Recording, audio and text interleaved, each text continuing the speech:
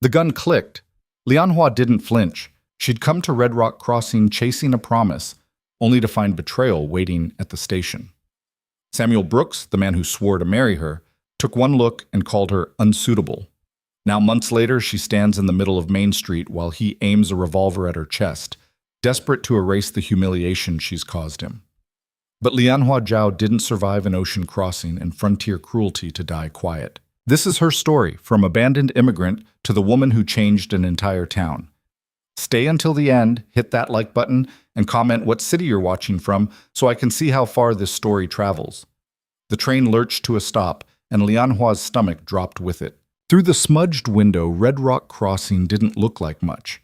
A scatter of wooden buildings fighting against the desert. A water tower that leaned slightly west, and dust. So much dust it seemed to have a color all its own, not brown or tan, but something defeated. The kind of color that meant people had given up asking the land for anything green. She pressed her palm against the glass. It was warm. Everything here was warm in a way that felt aggressive, like the sun had a personal grudge. "Miss, this is your stop." The conductor stood in the aisle, one hand on the seat back, the other gesturing vaguely toward the door. He wasn't unkind, but he wasn't particularly kind either. Just a man doing his job. And her job was to get off. Lianhua stood. Her legs felt uncertain beneath her, which was ridiculous. She'd been on this train for 3 days, but she'd crossed an ocean before that. And before the ocean, she'd walked out of her father's house with nothing but a bag and a letter that promised her a future. That letter was in her pocket now. She could feel it through the fabric of her dress, the paper soft from being read too many times. "Come to Red Rock Crossing. I will marry you. We will build a life." Samuel Brooks had written that. She'd memorized every word. The conductor cleared his throat. "Yes, thank you." Her English came out careful, each word placed deliberately. She'd practiced on the ship, in her boarding house in San Francisco, during the long, rattling hours on the train. Her accent was there, would always be there, but the words themselves were correct. She gathered her bag. It wasn't heavy. She didn't own much. The steps down to the platform were steep, and the heat hit her like a physical thing the moment she stepped outside. It wasn't just warm, it was present, pressing against her face and arms and throat. The air smelled like creosote and something metallic, iron maybe, or blood, though that seemed dramatic. The platform was empty except for a man leaning against a post at the far end, hat pulled low. He didn't look at her. Lianhua set her bag down and smoothed her dress. It was her best one, dark blue cotton with small buttons up the front. She'd sewn it herself, sitting in her tiny room in San Francisco while the landlady's children screamed through the walls. The stitching wasn't perfect, but it was neat. Respectable. Samuel would be here. He'd written that he would meet her train. She scanned the street beyond the platform. A few people moved along the wooden sidewalks. A woman with a basket, 2 men outside what looked like a saloon, a boy chasing a dog. None of them looked toward the station. The train hissed behind her, releasing steam. The conductor appeared in the doorway again, this time with a mailbag. "You waiting for someone?" "Yes, Samuel Brooks." The conductor paused, the mailbag halfway to the platform. His expression shifted, not much, just a small tightening around his eyes. Then he tossed the bag down and wiped his hands on his vest. "Brooks." "Right." He didn't say anything else, just turned and disappeared back into the car. The train began to move.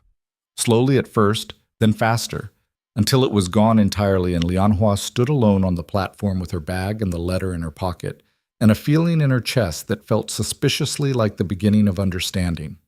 She waited. The sun moved. Not much, but enough that the shadow of the water tower crept a few inches east. The man at the end of the platform lit a cigarette, smoked it down to nothing, and walked away without looking at her once. A wagon rattled past on the street. The driver glanced over, did a double take, then kept going. Lianhua picked up her bag.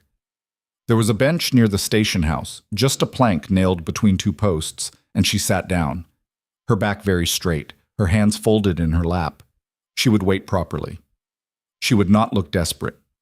But Samuel didn't come. An hour passed. Maybe more. Time felt strange here, stretched thin by heat and silence. Finally, a woman emerged from the station house. She was older, maybe 50, with gray hair pulled back and a face that looked like it had forgotten how to smile. You the Chinese girl? Lianhua stood. I am Lianhua Zhao. I am waiting for Samuel Brooks. He ain't coming. The words landed flat, no cushion to them. I don't understand. He wrote, I know what he wrote. The woman crossed her arms. He changed his mind. The world tilted slightly. Not much. Just enough. Changed his mind. That's what I said. Why? The woman's mouth thinned. You'd have to ask him that. But seeing as he left town this morning, I'd say you're out of luck. Lianhua's English deserted her for a moment. She stood there, silent, while her brain tried to translate what was happening into something that made sense. Left town, changed his mind. Out of luck. Where did he go? Don't know, don't care. The woman turned back toward the station house, then paused. There's a boarding house 2 streets over. Mrs. Garrett, she might have a room, but I wouldn't count on it. Not for... She gestured vaguely at Lianhua. Your situation. Then she was gone, the door swinging shut behind her. Lianhua sat back down. Her hands were shaking. She pressed them flat against her thighs until they stopped. This was not panic. This was just information. Information could be managed. She had $23 in her bag. She had her clothes. She had herself. She did not have Samuel Brooks. The street was busier now, people finishing their work, heading home or to the saloon or wherever people in Red Rock Crossing went when the day ended. A few of them looked at her. Most didn't bother. She stood, picked up her bag, and walked. The boarding house wasn't hard to find. It was exactly 2 streets over, a narrow building with peeling paint and a sign that said, Rooms in letters that might have been white once. Lianhua climbed the steps and knocked. The woman who answered was large in a way that seemed defensive, like she'd built herself into a wall on purpose. Her eyes went from Lianhua's face to her bag to the street behind her and back again. Help you? I need a room, please. Full up. The woman at the station said, I said we're full. For how long? Mrs. Garrett, because this had to be Mrs. Garrett, smiled without warmth. Indefinitely. The door closed. Lianhua stood there for a moment, staring at the cracked wood. Then she turned and walked back down the steps. The sun was lower now, throwing long shadows across the street. She'd need to find somewhere to sleep. She'd need to find work. She'd need to find Samuel Brooks and demand an explanation, though the sick feeling in her stomach suggested she already knew what it would be. Unsuitable. That's what the conductor's expression had said. What Mrs. Garrett's smile had said. What every single person in this town would say if they bothered to say anything at all. She was Chinese. She was a woman. She was alone. That made her unsuitable for just about everything. Lianhua found a bench outside the general store and sat down. A few people passed by, giving her looks that ranged from curious to hostile. She ignored them. Think. She'd come here on a promise that turned out to be a lie. Fine. That wasn't the first lie she'd survived. When her father said he'd arrange a good marriage, that had been a lie too. When her aunt said San Francisco would be easy, that had been a lie. When Samuel Brooks wrote that he wanted a wife, actually, maybe that part was true. Maybe he had wanted a wife, just not her. The thought should have hurt more than it did. A man emerged from the general store, saw her, and stopped. He was tall, maybe 40, with sun-dark skin and eyes that looked tired. You waiting for someone? Lianhua was getting very tired of that question. No. You just sitting then? Yes. He nodded slowly, like this was a puzzle he was working out. You're the one came in on the afternoon train. Yes. Looking for Brooks. She didn't answer. The man scratched his jaw. He's gone. Left this morning on the supply wagon, heading east, I heard. So I've been told. You his mail-order bride? The bluntness should have shocked her, but it didn't. Everything about this day had been blunt. I was supposed to be. Supposed to be. He repeated the words like they tasted bad. Then he sighed and sat down on the bench, leaving a respectable distance between them. Name's Caleb Holt. Lianhua Zhao. That's a mouthful. It is my name. Didn't say it wasn't. He pulled his hat off and turned it over in his hands. Brooks is a coward. Everyone knows it. Sorry you had to find out this way. Why did he leave? Caleb glanced at her. You really don't know? I would not ask if I knew. He was quiet for a moment. Then he got nervous, started talking about how maybe it wasn't proper, bringing a Chinese woman out here. People got in his ear about it, said it'd be bad for business, bad for his reputation. Brooks isn't the kind of man who stands up when people push. He set his hat back on his head. So he ran. There it was, the truth, plain and ugly. I see. What are you going to do? I don't know. Caleb nodded like he'd expected that answer. You got money? Some. Enough to get back to San Francisco? She did the math in her head. The train ticket, a few nights lodging, food. Maybe, barely. Perhaps. But you don't want to go back. It wasn't a question, but she answered anyway. No. Why not? Because going back meant admitting failure. Because there was nothing in San Francisco except a boarding house full of women who would look at her with pity. Because she'd already survived leaving once, and she didn't think she had another departure in her. Because I came here for a reason. Brooks? A life. Caleb studied her. His expression was hard to read, not unkind, but not soft either. Evaluating. You know anything about ranching? The question caught her off guard. No. Cooking? Cleaning? Keeping house? Yes. How well? She met his eyes. Very well. He nodded slowly. I've got a place about 3 miles out, Twin Mesa Ranch. It's just me and too much work. I need someone who can keep the house from falling apart while I keep the land from killing the cattle. He paused. It's not easy. The work's hard and the pay's not much. But it's a roof and food, and it's honest. Why are you offering this? Because I need help and you need a job, and because Brooks is a coward and I don't like seeing people get left in the dirt for no good reason. Lianhua looked at him, really looked. His face was weathered, his hands scarred from work. He didn't smile, but he didn't sneer either. He looked like a man who said what he meant. People will talk, she said. People always talk. They will say I am your mistress. They'll say worse than that. They always do. He stood up. But what they say doesn't change what's true. You'd be working for me, same as any hand. You'd have your own room in the house, separate. And anyone who has a problem with it can take it up with me. She should ask more questions. She should be cautious. But caution had gotten her on a train to Red Rock Crossing, and look where that landed. When do I start? Now, if you're ready, I've got a wagon around back. Lianhua picked up her bag. The ride to Twin Mesa Ranch was silent, except for the creak of the wagon and the sound of hooves on dirt. Caleb didn't seem to feel the need to fill the quiet, and Lianhua was grateful for it. The land stretched out in every direction, vast and empty and stubborn. Scrub brush clung to the red earth like it was holding on out of spite. In the distance, 2 flat-topped mesas rose against the sky, twins, just like the ranch's name suggested. The house appeared gradually, first as a dark shape, then as something with edges and angles. It was small, built from wood that had weathered to the same color as the land. A porch sagged slightly on one side. The roof looked like it had been patched more than once. Caleb pulled the wagon to a stop and climbed down. It's not much, he said. Lianhua stepped down and looked around.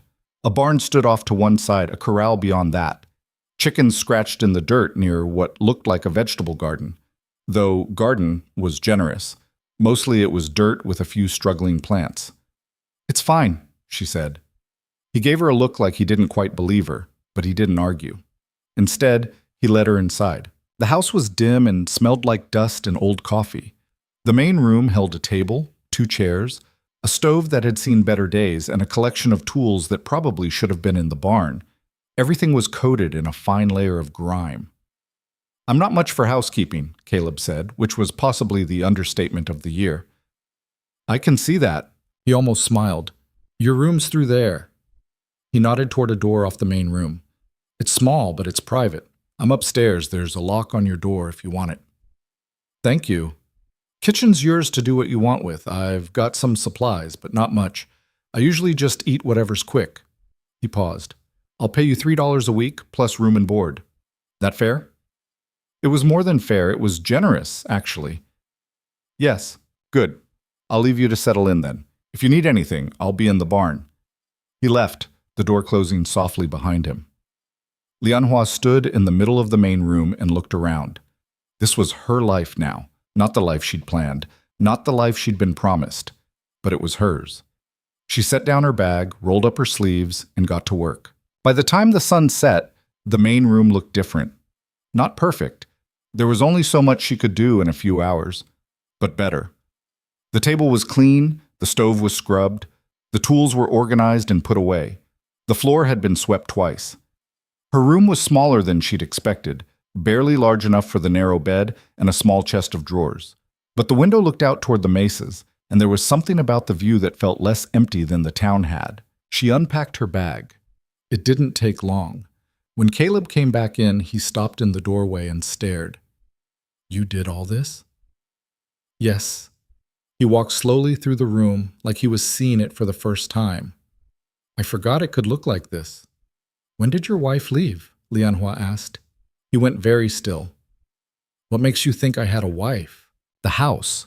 It was built for 2 people. And you keep her things." She gestured toward a small shelf in the corner where a few delicate items sat: a blue glass bottle, a wooden box, a faded ribbon. Caleb was quiet for a long moment. Then, 3 years ago, fever took her. "I'm sorry." "Me too." He cleared his throat. "You hungry?" "Yes." "I'll see what we've got." What they had wasn't much: beans, some slightly stale bread, coffee that tasted like it had been sitting in the pot since morning. But it was food, and Lianhua was too tired to care about quality. They ate in silence. Then Caleb stood, put his plate in the basin, and paused. "You did good work today." "Thank you." "Get some rest. Tomorrow starts early." He disappeared upstairs, and Lianhua was alone. She washed the dishes, banked the fire in the stove, and went to her room. The bed was hard, but she'd slept on worse. Through the window, the sky was full of stars, more stars than she'd ever seen in San Francisco, more than she'd seen on the ship, more than seemed possible. She thought about Samuel Brooks, about the letter in her pocket, about the life she'd imagined. Then she stopped thinking about it. That life was gone. This one was here, and tomorrow she'd figure out how to survive it. The first week passed in a blur of work. Lianhua rose before dawn, started the fire, made coffee, and began the endless cycle of tasks that kept a ranch house functioning. Cooking, cleaning, mending, organizing. The garden was a disaster, so she fixed it, pulled weeds, redirected the irrigation, planted seeds she found in the barn. The chickens were half wild, so she tamed them with patience and corn. Caleb watched all of this with something that might have been surprise. "You know what you're doing," he said one morning, watching her repair a broken fence around the garden. "I grew up on a farm." "In China?" "Yes." "Must have been different from this." "Very different. But dirt is dirt. Plants are plants." He nodded slowly. "Your English is good."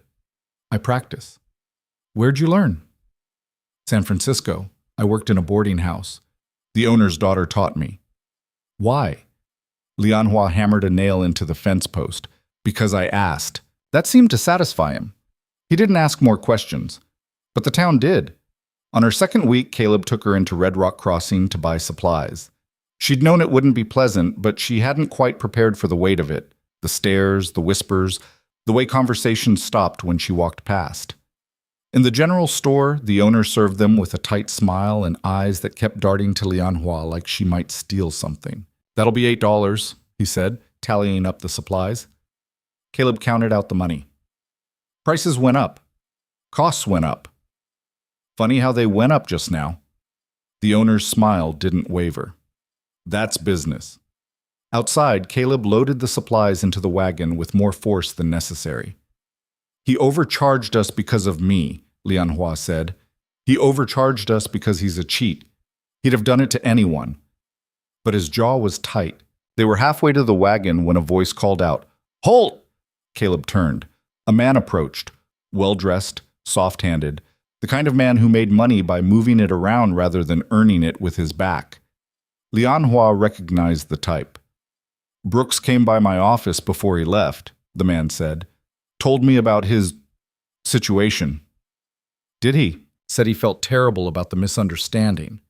The man's eyes slid to Lianhua. But that it was probably for the best. A man has to think about his reputation. "His reputation?"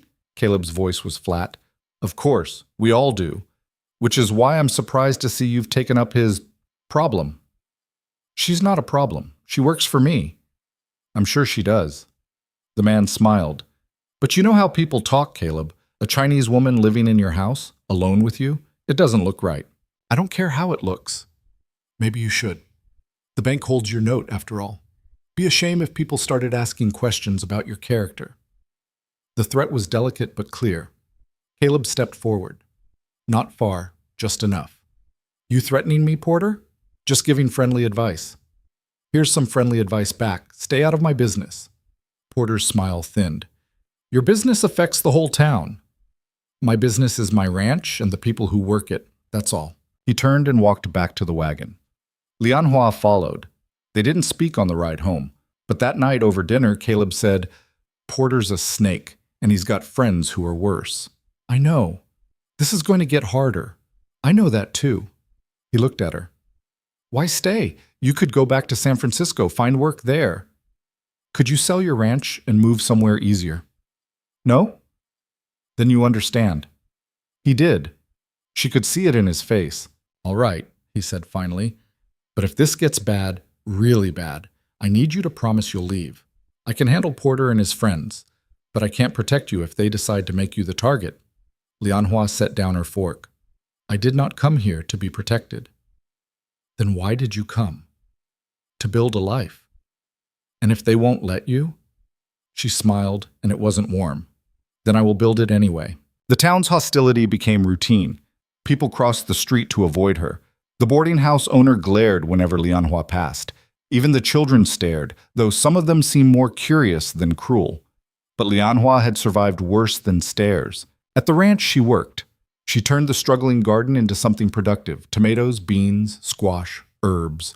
She reorganized the house until it ran smoothly. She learned the rhythms of the land, the way mornings came cool and evenings stretched long. And slowly, Caleb began to talk. Not much. He wasn't a man built for long conversations. But little things slipped through. My wife planted those roses, he said one afternoon, nodding toward a scraggly bush by the porch. They haven't bloomed since she died. Lianhua examined the bush. They need water and pruning. I know, just never got around to it. She pruned them that evening. Within 2 weeks, tiny buds appeared. How'd you do that? Caleb asked, staring at the new growth. I listened to what they needed. He looked at her like she'd said something profound, but she'd only stated fact. Another time, he asked about her family. Do they know where you are? No. You write to them. There is no point. My father disowned me when I left. My mother is dead. There is no one else. That why you came here? To start over? Yes. Brave thing to do. It was the only thing to do. He nodded, accepting this. I get that. They were becoming something, not quite friends, but not strangers either. Two people who understood what it meant to survive when the world insisted you shouldn't. But Red Rock Crossing wasn't done with her yet. On a bright Saturday morning, Lianhua went to town for thread and fabric. She'd been mending Caleb's shirts and her own dresses, but some things were beyond repair. The general store had what she needed. Barely. She was examining a bolt of cotton when the door opened and Samuel Brooks walked in. Lianhua froze. He looked different. Thinner, maybe. Or just smaller than she remembered. His eyes skittered around the store, landed on her, and went wide. Lianhua. His voice cracked on her name. She said nothing. I didn't know you were still here. Where did you think I would go? I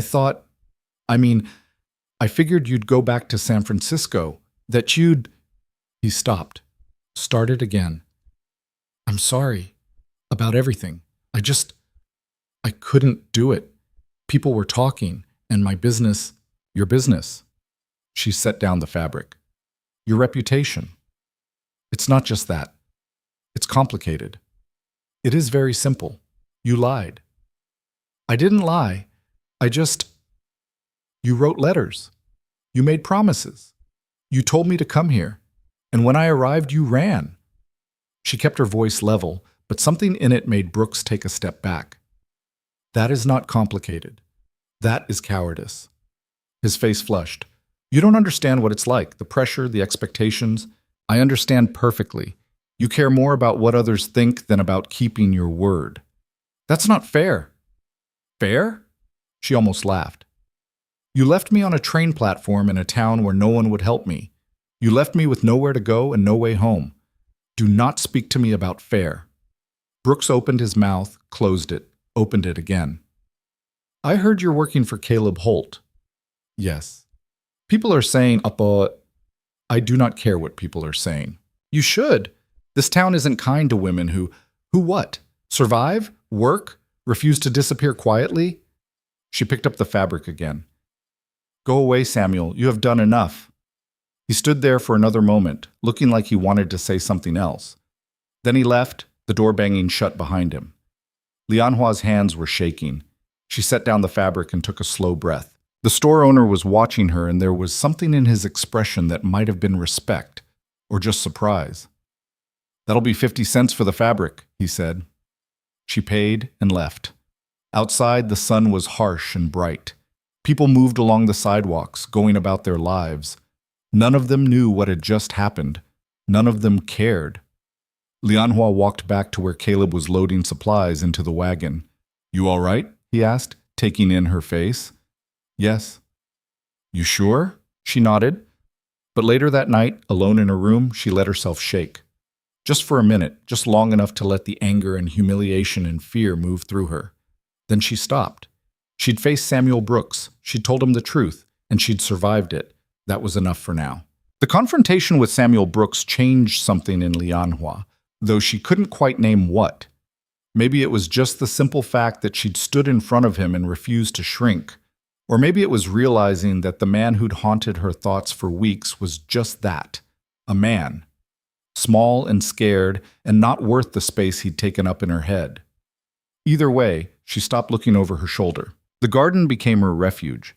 Every morning before the sun crept over the mesas, she was out there with her hands in the dirt, coaxing life from soil that seemed determined to stay dead. She used techniques her grandmother had taught her, composting, companion planting, water conservation methods that seemed like magic to Caleb when he watched her work. Where'd you learn that? He asked one morning, watching her dig a series of shallow trenches between the rows. My grandmother. She said water is too precious to waste. Smart woman. Yes. Lianhua packed earth around a tomato seedling. She also said that anything worth growing fights back first. Caleb was quiet for a moment. That about plants or people? Both. He smiled, a real smile, not the half grimace he usually wore. I believe it. The tomatoes came in strong that year, heavy and red and abundant. The beans climbed their stakes like they'd been waiting for someone to give them permission. Even the scraggly herbs Lianhua had transplanted from wild growth near the creek began to thrive, filling the air with sage and something sharp she couldn't name. The ranch itself started to change. Small things at first. The porch got fixed. The shutters no longer hung crooked. The chicken coop was reinforced so the hens actually stayed inside it. Lianhua moved through the work with the same methodical precision she applied to everything, and Caleb stopped looking surprised when things improved. You're making me look bad, he said one afternoon, surveying the newly organized barn. You're making yourself look bad. I'm just fixing what you broke. He laughed outright at that. Fair enough. But not everyone found her presence at Twin Mesa Ranch amusing. The whispers in town grew sharper. When Lianhua went to the general store, conversation stopped mid-sentence. Women pulled their children closer.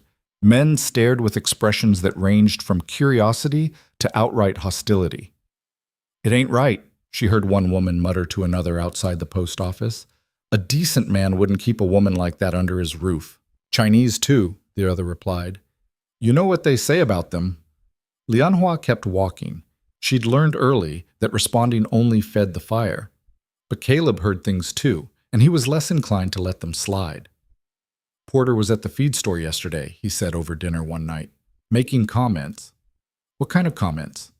The kind that get a man's teeth knocked out if he's not careful. Caleb's jaw was tight. Said you were probably cooking more than meals. Lianhua set down her fork. And what did you say? I told him to keep your name out of his mouth unless he wanted to see what a fist tastes like. That will make things worse. I don't care. You should. He is a banker. He has power. So do I. Caleb met her eyes. And I'm not afraid of him. Lianhua wanted to argue, but something in his expression stopped her. He meant it. He'd go to war with the whole town if he had to, and that kind of loyalty was both dangerous and rare. Thank you, she said quietly. He nodded and went back to his food, the subject closed. But 2 days later, Porter proved he wasn't done. Lianhua was in town buying flour when he approached her on the sidewalk. He was flanked by 2 other men, both well-dressed, both wearing expressions of practiced disdain. Miss Zhao, she stopped. Mr. Porter, I wanted to speak with you about your arrangement with Mr. Holt. There is nothing to discuss. I think there is. Porter smiled, and it was the kind of smile that made her skin crawl. You see, people are concerned. A single woman living with a single man, no chaperone, no proper oversight. It reflects poorly on the town. I work for Mr. Holt. I keep his house. That is all. Is it? One of the other men spoke up, a stout man with a beard that didn't quite hide his weak chin. Because it seems to me like you're taking advantage of his kindness. Taking advantage. A woman in your position, fresh off the boat, nowhere else to go. Must be convenient, having a man provide for you. Lianhua felt heat rise in her chest, but she kept her voice level. Mr. Holt pays me for my work. I earn what I receive. I'm sure you do, Porter said, and the implication was clear enough to draw blood. She should walk away. She knew that. Getting into an argument with these men on a public street would only make things worse. But she was so tired of walking away. You insult me, she said, her English crisp despite the anger building behind it. You insult Mr. Holt, and you do it because you think I have no power to stop you. Well, Porter said, spreading his hands, do you? I have the truth. You have gossip and small minds. The bearded man stepped forward. Watch your mouth, girl. Or what? You will say more lies? You will turn more people against me? She looked at Porter. I think you have already done your worst, and I am still here. Porter's smile vanished. You're here because Holt is too stubborn to see sense, but that won't last forever. Eventually he'll realize you're more trouble than you're worth. Is that a threat? It's a fact. This town doesn't want you. The sooner you accept that and leave, the better for everyone. Better for you, perhaps. Not for me. She turned and walked away before they could respond, her heart hammering against her ribs. Behind her, she heard Porter say something to his companions, and they laughed, a sound designed to follow her down the street. Let them laugh. She had work to do. But when she got back to the ranch and told Caleb what happened, his face went dark. He said, What? It does not matter. The hell it doesn't. He stood up so fast his chair scraped against the floor. I'm going into town. No. Lianhua moved between him and the door. That is what he wants. He wants you angry and reckless so he can say you are dangerous. I don't give a damn what he says. Well, I do, because I am the one he is using to hurt you. She put her hand on his chest, a brief touch, nothing improper, but enough to stop him. Please, do not make this worse. Caleb looked down at her hand, then at her face. Something shifted in his expression. All right, he said finally, but if he comes at you again, I will handle it. You shouldn't have to. But I do. That is the world we live in. He didn't argue, but she could see the frustration in the set of his shoulders. He was a man used to fixing problems with his hands, and this was a problem that couldn't be punched into submission. That night, Lianhua lay in bed and stared at the ceiling. The confrontation with Porter replayed in her mind, each word sharp and precise. She'd held her ground, yes, but she'd also made an enemy, and enemies like Porter didn't forget. Still, she wasn't sorry. The next Sunday, Lianhua did something she hadn't done since arriving in Red Rock Crossing. She went to the town square during market day. She knew it was risky. Market day meant crowds, and crowds meant witnesses, and witnesses meant more opportunities for confrontation. But she also knew that hiding at the ranch only reinforced the idea that she had something to be ashamed of. She didn't. So she put on her best dress, tied her hair back, and walked into town with her head high. The market was loud and chaotic. Farmers selling produce, women bartering for fabric, children running wild between the stalls. For a moment, Lianhua felt invisible in the crowd, just another person trying to buy what they needed. Then someone noticed her. That's her, a woman whispered to her companion. The Chinese girl living with Holt. The whisper spread like fire. Within minutes, it felt like every eye in the square was on her. Lianhua ignored them. She went to the vegetable stall and examined the offerings with careful attention. The quality was poor.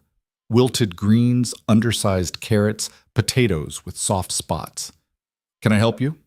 The vendor was a middle-aged man with sun-damaged skin and suspicious eyes. How much for the carrots? 10 cents a bunch? It was highway robbery for produce that poor, but Lianhua didn't argue. She paid and moved on. At the fabric stall, the vendor was a woman with sharp features and sharper eyes. Need something? She asked, not quite rudely, but not kindly either. Thread. Black and white. The woman retrieved the spools and set them on the counter. 20 cents. The sign says 15. Prices change. Lianhua looked at her. Only for some people, it seems. The woman's face hardened. You got a problem. Take it up with someone who cares. I have no problem. I will pay what you ask. She counted out the coins slowly. But I will remember. She took the thread and walked away, leaving the woman sputtering behind her. It went on like that. Small slights, deliberate overcharges, cold shoulders. Lianhua endured it all with the same calm precision she brought to everything else. She wouldn't give them the satisfaction of seeing her rattled. She was examining a display of dried herbs when she felt someone watching her. She looked up and found herself face to face with a young woman, maybe 20, with blonde hair and a plain dress. You're Miss Zhao, the woman said. Yes. I'm Sarah Miller. She hesitated. I heard what you said to Mr. Porter last week. Lianhua braced herself for another lecture, but Sarah surprised her. That took guts, Sarah said quietly. Standing up to him like that. Most people are too scared. You heard about it? Everyone heard about it. Porter's been telling anyone who'll listen. Sarah glanced around, then lowered her voice. For what it's worth, not everyone thinks he's right. Just most people, Sarah winced. Yeah, most people. She paused. But not all. It was the first kindness Lianhua had been shown by anyone in town besides Caleb, and it hit harder than she expected. Thank you, she said. Sarah nodded. Your garden. I heard it's doing real well, better than anyone else's this year. The soil is good if you know how to work it. Would you... Sarah stopped, started again. Would you be willing to teach me? I've been trying for 2 years and everything just dies. Lianhua studied her. Sarah's request was genuine.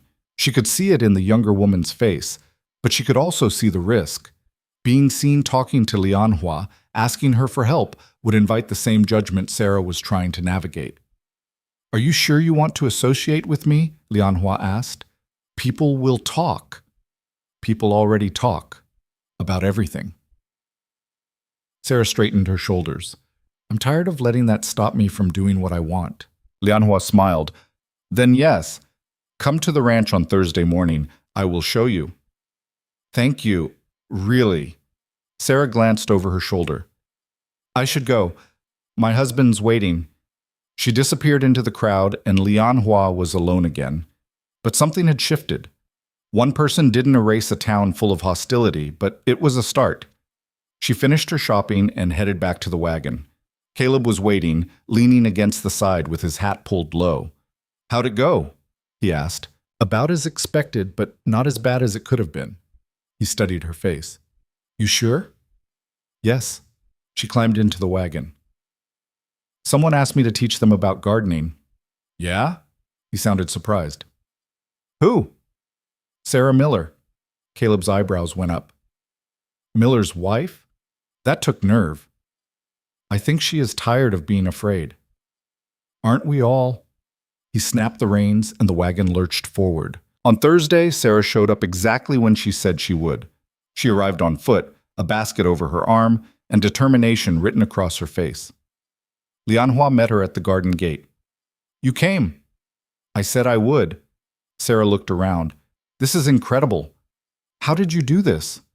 Work, time, attention. Lianhua knelt beside a row of beans. Most people plant and hope. You have to do more than hope. She spent the next 2 hours teaching Sarah everything she knew. Soil composition, water management, companion planting, pest control. Sarah listened with the focus of someone who was genuinely hungry to learn, asking questions that showed she understood the principles beneath the techniques. "Why do the beans and corn go together?" Sarah asked. "The beans fix nitrogen in the soil. The corn uses it. They help each other. And the squash? Keeps the weeds down, holds moisture. Three sisters, we call them in Chinese. They grow better together than apart." Sarah wrote notes in a small book she'd brought. "That's beautiful." "It is practical, but yes, also beautiful." When Sarah finally left, she thanked Lianhua 3 times and promised to come back the following week. "Be careful," Lianhua said. "People may not like that you come here." "Let them talk," Sarah said, echoing Caleb's words from weeks ago. "I'm done living by their rules." After she'd gone, Caleb emerged from the barn. "She seems nice." "She is hungry to learn. That is better than nice." "Think others will come?" "I do not know. Maybe." Lianhua pulled off her work gloves. "But it does not matter. I am not doing this to make friends." "Then why are you doing it?" She considered the question. "Because I can. Because I know things that might help someone. And because—" She paused. "Because I refuse to be invisible."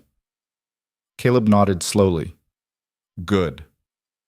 The following week, Sarah came back, and she brought someone with her. "This is my friend Elizabeth," Sarah said, gesturing to a thin woman with tired eyes. "She's been having trouble with her vegetables, too." Elizabeth looked nervous. "I hope it's all right that I came." "Of course," Lianhua said. "There is always room in a garden." She taught them both, answering their questions with the same patience her grandmother had shown her years ago. By the end of the session, Elizabeth was smiling, actually smiling, for the first time since she'd arrived.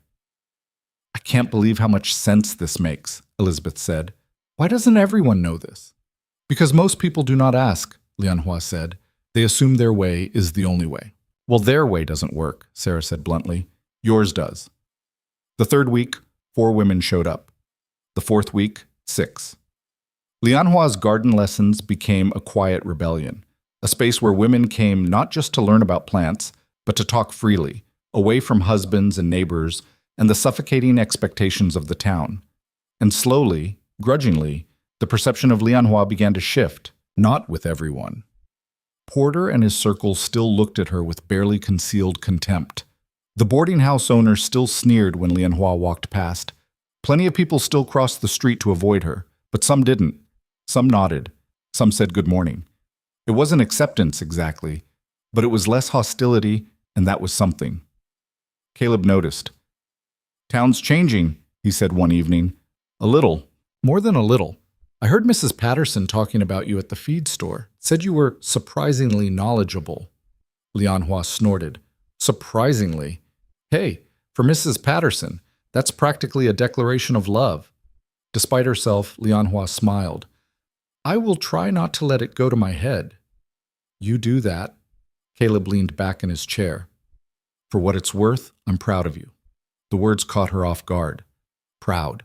"Yeah, you could have hidden out here, kept your head down. Instead, you walked right into the lion's den and made them respect you."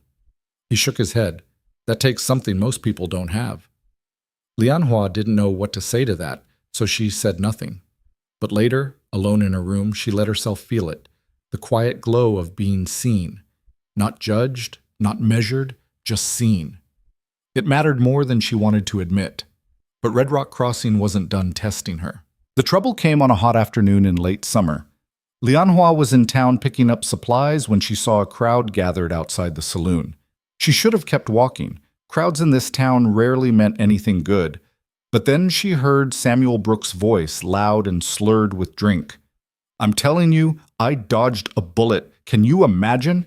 Marrying that woman?" Laughter erupted from the crowd. Lianhua stopped walking. "She would have ruined me," Brooks continued. "My business, my reputation, everything. Thank God I came to my senses." "Heard she's shacked up with Holt now," someone called out. "Of course she is. Where else would she go? She's probably been planning it from the start. These women, they know how to work a man." More laughter, crueler this time.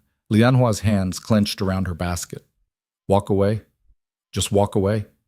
But her feet carried her forward instead, The crowd parted as she approached, surprise rippling through them. Brooks didn't notice at first. He was too busy holding court, too drunk on whiskey and his own sense of righteousness. "Samuel Brooks," Lianhua said clearly. The laughter stopped. Brooks turned, and his face went pale. "Lianhua, you did not what? See me? Expect me to hear you?" She stepped closer. "You are a coward and a liar, and everyone here knows it." Brooks' face flushed. "Now wait No. You have waited long enough to feel important. Now it is my turn to speak." She looked at the crowd.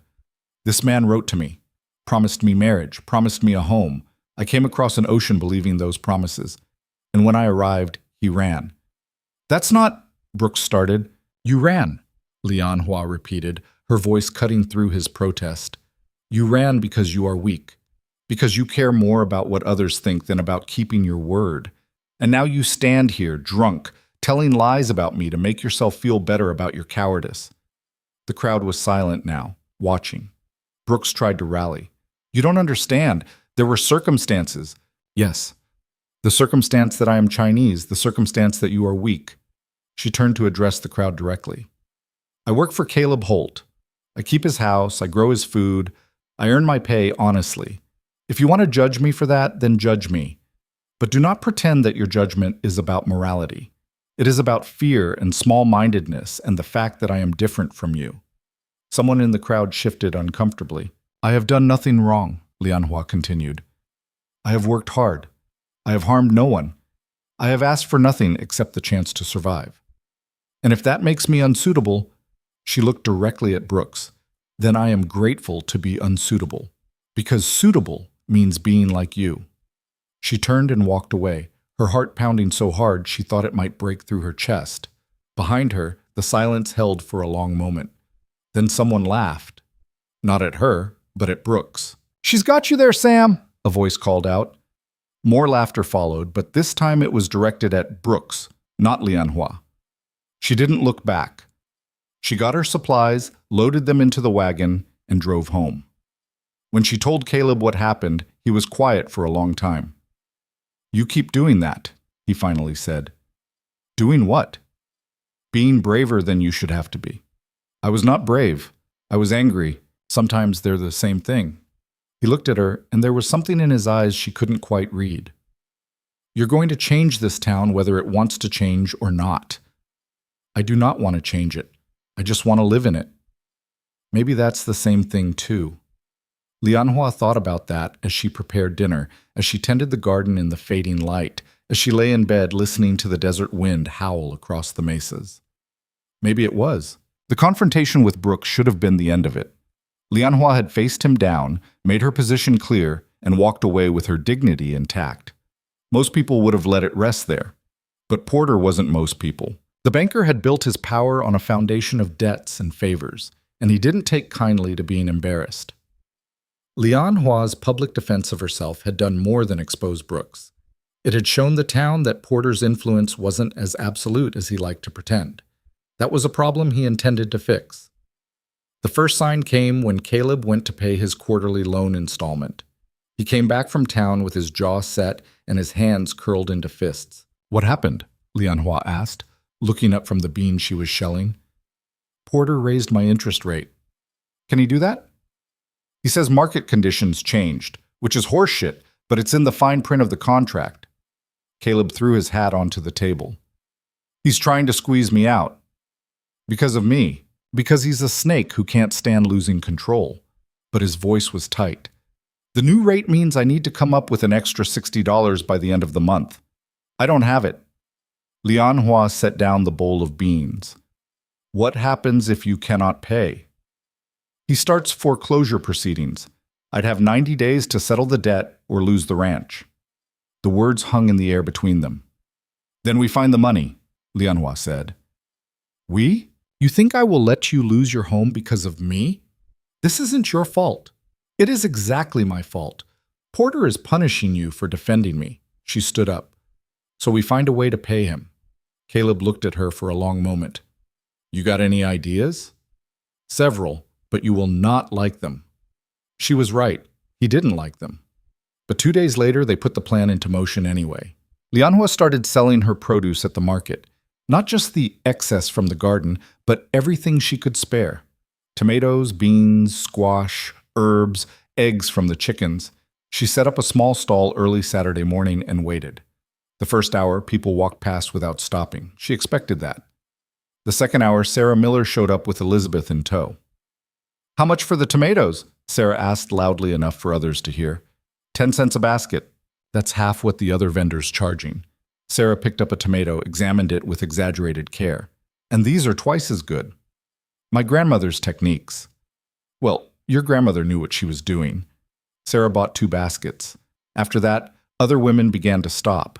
Some out of curiosity, some because they recognized quality when they saw it, some because they'd been in Lianhua's garden lessons and knew firsthand what she could grow. By noon, she'd sold everything and made $14. It wasn't enough, but it was a start. She did it again the next week and the week after that. Caleb took on extra work, hiring himself out to neighboring ranches for cattle drives and fence repairs, anything that paid cash. They scraped and saved and counted every penny. 3 weeks before the payment was due, they had $42. "We're not going to make it," Caleb said, staring at the coins spread across the table. "Yes, we will." "How? We're out of time." Lianhua didn't answer immediately. She'd been thinking about this, turning an idea over in her mind for days. It was risky. It might backfire spectacularly, but they were out of options. "I need to go into town tomorrow," she said. "Alone." "What for?" "To speak with the town council." Caleb's head snapped up. "Like hell you will. Porter's on that council. So are half his friends." "I know." "Then you know it's a trap. They'll eat you alive." "Perhaps. But perhaps not." She met his eyes. "I have something they want." "What?" "Information, skills, a reputation for keeping my word." She paused. "And proof that Porter is breaking his own rules." That got his attention. "What proof?" "The interest rate increase. I looked at your contract. There's a clause that says rates can only change if the borrower defaults or if the bank gives 90 days notice. Porter gave you neither." Caleb's eyes widened. "How did you—" "I read the contract. You left it on the table." She allowed herself a small smile. "I read English better than I speak it." "You think the council will care?" "I think some of them might. Not Porter, obviously, but there are others who value rules and fairness." She stood. "It is worth trying." Caleb was quiet for a long moment. Then, "I'm coming with you." "No." "The hell I'm not. If you come, they will say I hide behind you, that I cannot speak for myself." She put her hand on his arm. "I need to do this alone." He didn't like it. That was clear from his expression, but he nodded. "Fine, but if Porter tries anything, I will handle it." "That's what I'm afraid of." The next morning, Lianhua put on her best dress and walked into town. The council met in a room above the general store, 5 men around a scarred wooden table, arguing about tax assessments and road repairs. Porter saw her first. His face went carefully blank. "Miss Zhao, this is a closed meeting. I am here to address a matter of public concern." She kept her voice steady. "The council charter says any resident may petition for a hearing. You're not a resident. You're a ranch employee. I live in Red Rock Crossing. I pay for goods in Red Rock Crossing. I contribute to the economy of Red Rock Crossing." She looked around the table. "That makes me a resident." One of the other council members, a gray-haired man named Henderson, cleared his throat. "She's got a point, Porter. Charter doesn't specify property ownership." Porter's smile was thin. "Fine. You have 5 minutes. I need 10. You'll get 5. Lianhua stepped forward and set a folder on the table. "This is a copy of Caleb Holt's loan agreement with the Red Rock Bank. 3 weeks ago, Mr. Porter raised the interest rate without notice and without cause." "That's a private business matter," Porter said. "It is a violation of the contract terms. Section 12, subsection 3 clearly states that rate changes require either default by the borrower or 90 days written notice. Mr. Holt did not default, and no notice was provided." Henderson picked up the contract and started reading. The other council members leaned in. Porter's jaw tightened. "Market conditions are not mentioned in the contract as grounds for immediate rate adjustment." Lianhua kept her tone level. This is not about market conditions. This is about Mr. Porter using his position to punish a borrower for personal reasons. That's slander, Porter snapped. It is fact. You raised his rate 3 days after I confronted you in public. You told Mr. Holt that his association with certain individuals reflected poorly on his judgment. She looked at the other men. The certain individual he meant was me. The room went very quiet. Henderson set down the contract. Is this true, Porter? Of course not. Miss Zhao is twisting. I have witnesses, Lianhua interrupted. Mr. Holt will testify to your exact words. So will the store clerk who overheard the conversation. Porter's face was turning an unhealthy shade of red. This is ridiculous. You can't just… Actually, she can. Henderson looked at the other council members. Charter's clear on this. If a bank officer uses their position for personal vendetta, the council has authority to intervene. It's not a vendetta, Porter said through gritted teeth. Then what is it? Porter opened his mouth, closed it, opened it again. I'm protecting the town's moral standards. By illegally raising loan rates? Another council member, a thin man named Walsh, shook his head. That's not protection, that's punishment. She's living in sin with Holt. I work for Mr. Holt, Lianhua said quietly.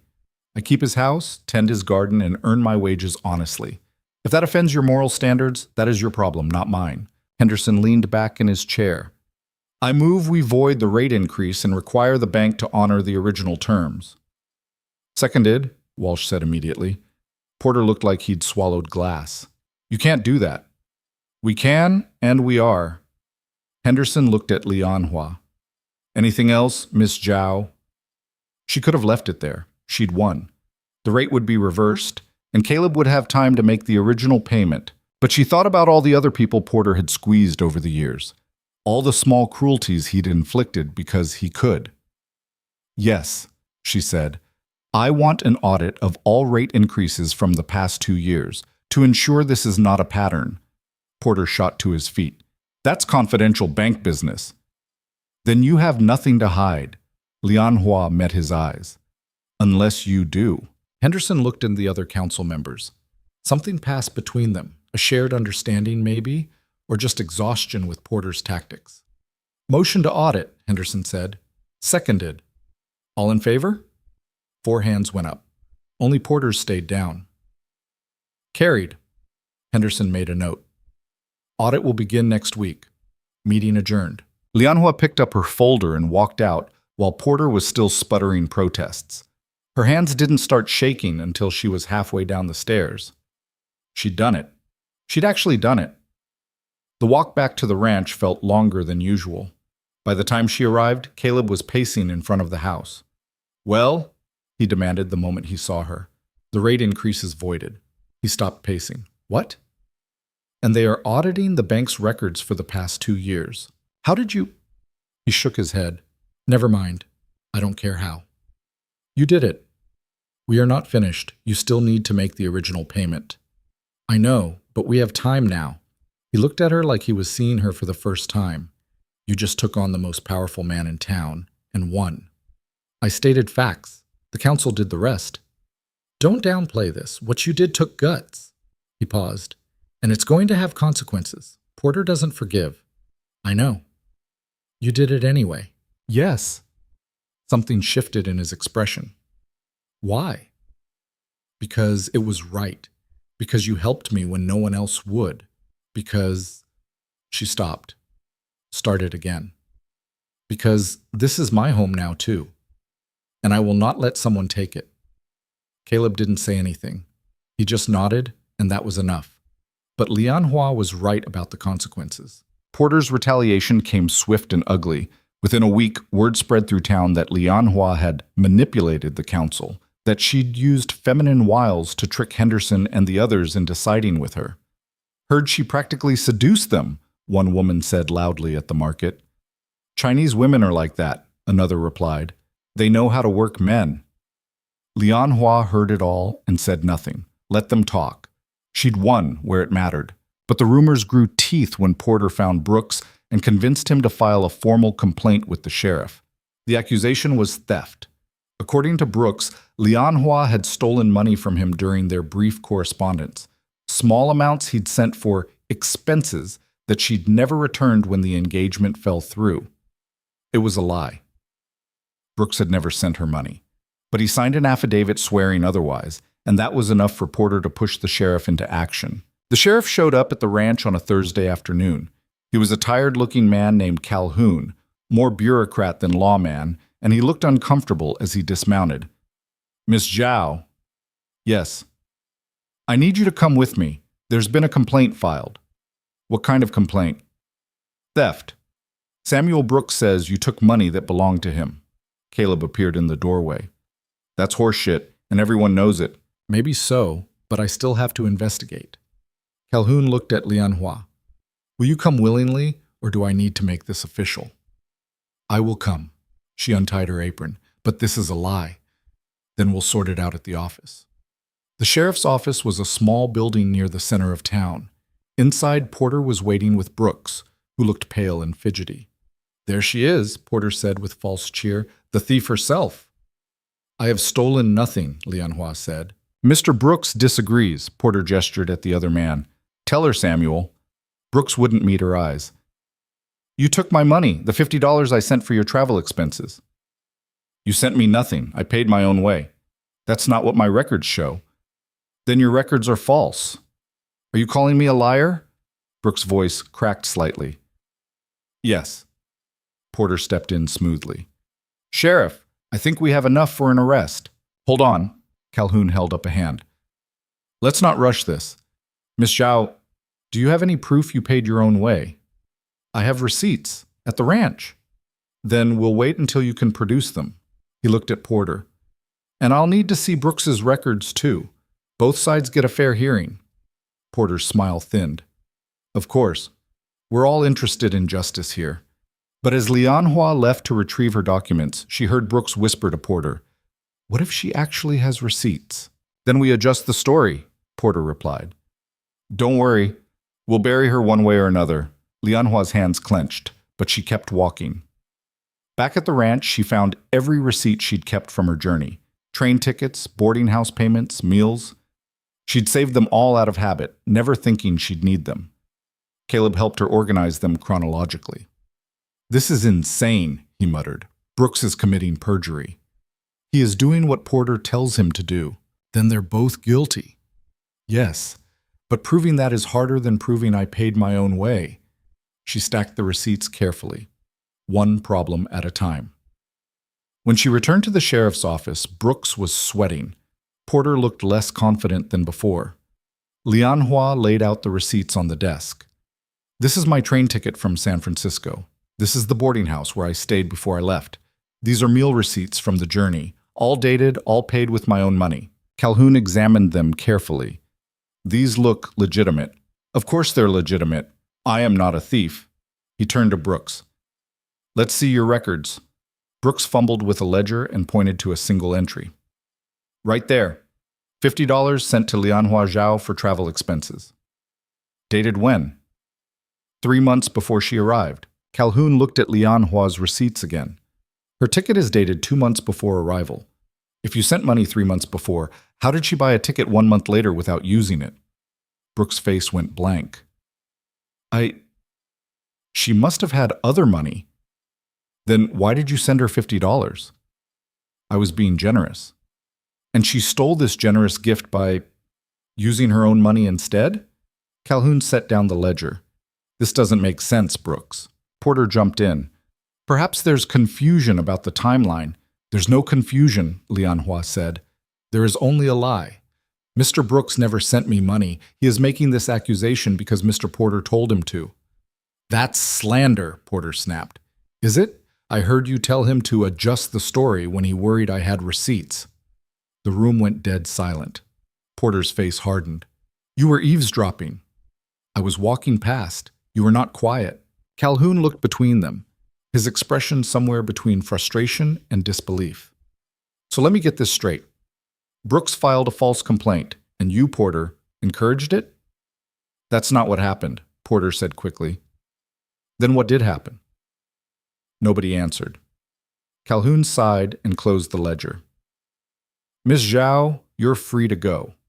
Brooks, If I find out you filed a false report, there will be consequences. But, Brooks started. Get out, both of you. Porter's smile was gone now, replaced by something cold and sharp. As Lianhua walked past him, he leaned in close. This isn't over, he whispered. I know, she whispered back. That night, Caleb insisted on keeping a rifle by the door. He's escalating, Caleb said. False accusations trying to arrest you. Next time might be worse. Or he might give up. Men like Porter don't give up. They double down. Lianhua wanted to argue, but she couldn't. She'd seen the look in Porter's eyes, the cold calculation of someone who'd decided she was a problem that needed to be eliminated. She slept poorly that night, waking at every sound. The attack came 3 days later. Lianhua was riding back from town on one of Caleb's horses, a gentle mare named Daisy. The sun was starting to set, painting the desert in shades of orange and red.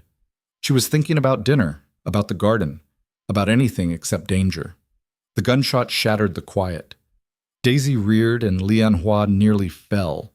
She grabbed the reins, fighting to stay in the saddle while her brain tried to process what had just happened. Another shot. This one closer. She kicked Daisy into a run, leaning low over the mare's neck. Behind her, she heard hoofbeats, someone following. The ranch was still a mile away, too far. A third shot. Something tugged at her sleeve. She looked down and saw a tear in the fabric, a line of red beneath it where the bullet had grazed her arm. Fear turned to clarity. This wasn't a warning. This was an assassination. She guided Daisy off the road and into the scrub, hoping the rougher terrain would slow her pursuer.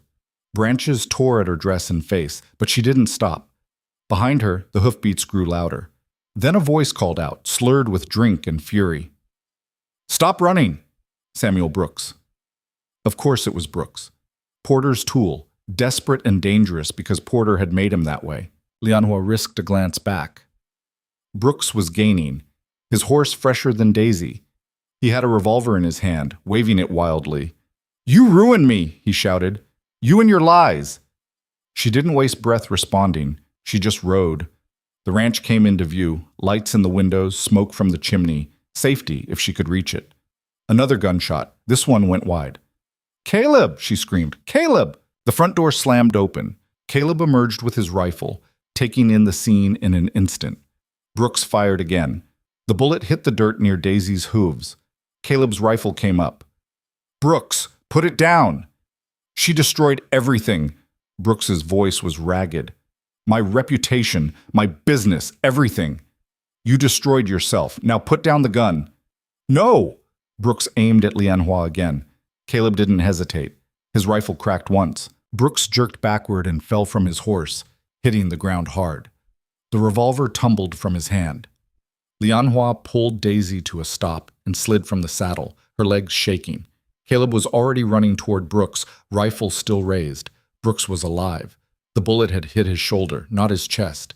He writhed on the ground, clutching the wound and making sounds that weren't quite words. Stay down, Caleb ordered. Then to Lianhua, Are you hurt? She looked at her arm. Just grazed. That still hurt. He kept the rifle trained on Brooks. Someone needs to get the sheriff. As if summoned, hoofbeats approached from town. Sheriff Calhoun rode up with 2 deputies drawn by the gunshots. He took one look at the scene and swore. What happened? Brooks tried to kill her, Caleb said flatly. I stopped him. Calhoun dismounted and approached Brooks, who was moaning and clutching his shoulder. Brooks, you stupid son of a... He stopped, shook his head. Get him to the doctor, and then get him in a cell. The deputies hauled Brooks onto his horse. He was crying now, great heaving sobs that might have been from pain or fear or the realization of what he'd done. It was Porter, he gasped out. Porter said she was destroying the town. Said someone had to stop her. Said if I did it, he'd clear my debts. Calhoun's face went hard. He said that? Yes. Yes. Brooks was babbling now, desperate. I didn't want to, but I'm ruined. I'm finished. He said this was the only way. Take him in, Calhoun told the deputies. Then he turned to Caleb and Lianhua. I'll need statements from both of you. You'll get them, Caleb said. But first, I'm taking care of her arm. Inside the house, Caleb cleaned and bandaged the graze with steady hands. Lianhua sat very still, watching him work. "You saved my life," she said quietly. "You're welcome." His voice was rough. "You could have missed." "I didn't." "But you could have," and then, "But I didn't." He tied off the bandage and finally met her eyes. "I won't let anyone hurt you. Not Porter, not Brooks, not anyone." The intensity in his voice made her breath catch. This was more than employer protecting employee. This was something else entirely. "Caleb!" "I know. It's not the time." He stepped back, putting distance between them. "But I needed you to know." Before she could respond, Sheriff Calhoun knocked on the door. They spent the next hour giving statements, recounting every detail of the attack. "Brooks will hang for this," Calhoun said grimly. "Attempted murder is a capital crime." "And Porter?" Lianhua asked. "Harder to prove. Brooks is claiming Porter put him up to it, but that's one man's word. Unless we can find evidence—" "You will find it," Lianhua said with certainty. "Men like Porter always leave evidence. They cannot help themselves." She was right. When the council conducted their audit of the bank's records, they found more than just illegal rate increases. They found falsified documents, embezzled funds, bribes paid to Brooks, and others to do Porter's dirty work. Porter was arrested a week later, his carefully constructed empire collapsing in a matter of days. But Lianhua didn't celebrate. She was too tired. She sat on the porch that evening, watching the sun set over the mesas. Caleb sat beside her, neither of them speaking. Finally, he said, "It's over." "Is it?" "Porter's finished. Brooks is in jail. Nobody's going to come after you now. Until the next person decides I do not belong. Then they'll deal with me." She looked at him, really looked, at the lines around his eyes, the strength in his hands, the way he sat like he was ready to fight the world if it came to that. "Why?" she asked. "Why do you care so much?" He was quiet for a long moment. Then, "Because you're the bravest person I've ever met. Because you turned my broken ranch into a home. Because when I look at you, I see someone who refuses to quit no matter what the world throws at her." He paused. "And because somewhere along the way, I fell in love with you." The words hung in the air between them. Lianhua's heart was pounding. "Caleb, you don't have to say anything. I know this complicates things, but I needed you to know." She thought about all the reasons this was impossible. The town would never accept it. People would talk. Porter might be gone, but his poison remained.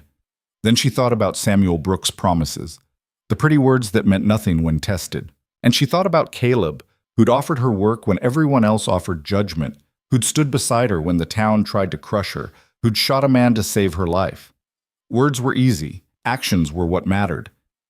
"I need time," she said finally. "Take all the time you need." He stood up.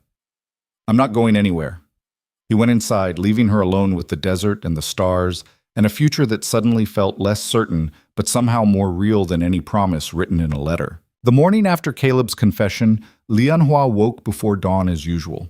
Her arm ached where the bullet had grazed it, a dull reminder that she'd nearly died yesterday. She lay in bed for a moment, staring at the ceiling, replaying his words in her mind. "I fell in love with you." She should have been surprised, maybe even frightened. Instead, she felt something closer to inevitability, like watching storm clouds gather and finally admitting rain was coming. She got up, dressed, and went to the kitchen. Caleb was already there, making coffee, with the careful concentration of a man who hadn't slept much either. "Morning," he said without turning around. "Good morning." They moved around each other in the cramped space with practiced ease, the silence not quite comfortable but not hostile either, just waited with things unsaid. Finally, Caleb set a cup of coffee in front of her. "How's the arm?" "Sore, but fine." "You should rest it today. There is too much work." "The work can wait." She looked up at him. His eyes were tired, shadows beneath them darker than usual. "Did you sleep?" "Some." He sat down across from her. "Listen, about what I said yesterday. Do not apologize." "I wasn't going to. I just want you to know there's no pressure. You work here. You live here. Nothing has to change unless you want it to." "Everything has already changed," Lianhua said quietly. "Brooks tried to kill me. Porter is arrested. The town knows what happened." She paused. "And you told me you loved me." Yeah, that too. Despite everything, she almost smiled. You are not good at talking about feelings. Never claimed to be. He took a sip of coffee. But I meant what I said. I know. She wrapped her hands around her cup, letting the warmth seep into her palms. I need time to think. About what I want. About what is possible. Take all the time you need. Even if it is months. Even if it's years. He stood up. I'm going to check on the cattle. You rest. He left before she could argue, and Lianhua was alone with her coffee and her thoughts. What did she want? The question should have been simple, but it wasn't.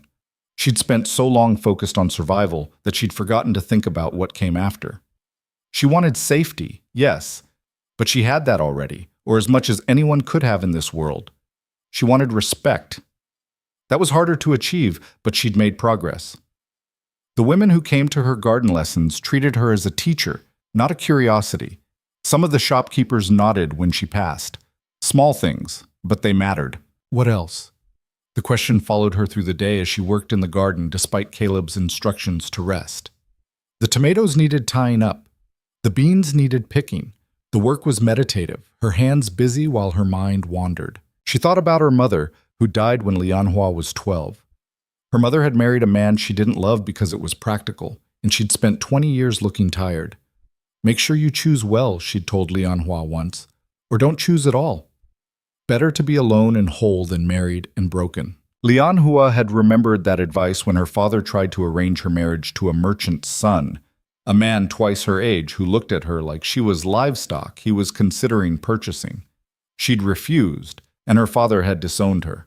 It had seemed like the end of the world at the time. Now it felt like the beginning. Miss Zhao? She looked up to find Sarah Miller at the garden gate, a basket over her arm and a concerned expression on her face. Sarah, I did not expect you today. I heard what happened with Brooks. Sarah came into the garden and set down her basket. I brought some things, bread mostly, and some salve Mrs. Henderson makes for wounds. That is kind. Thank you. Are you all right? Really? Lianhua considered the question. I am alive.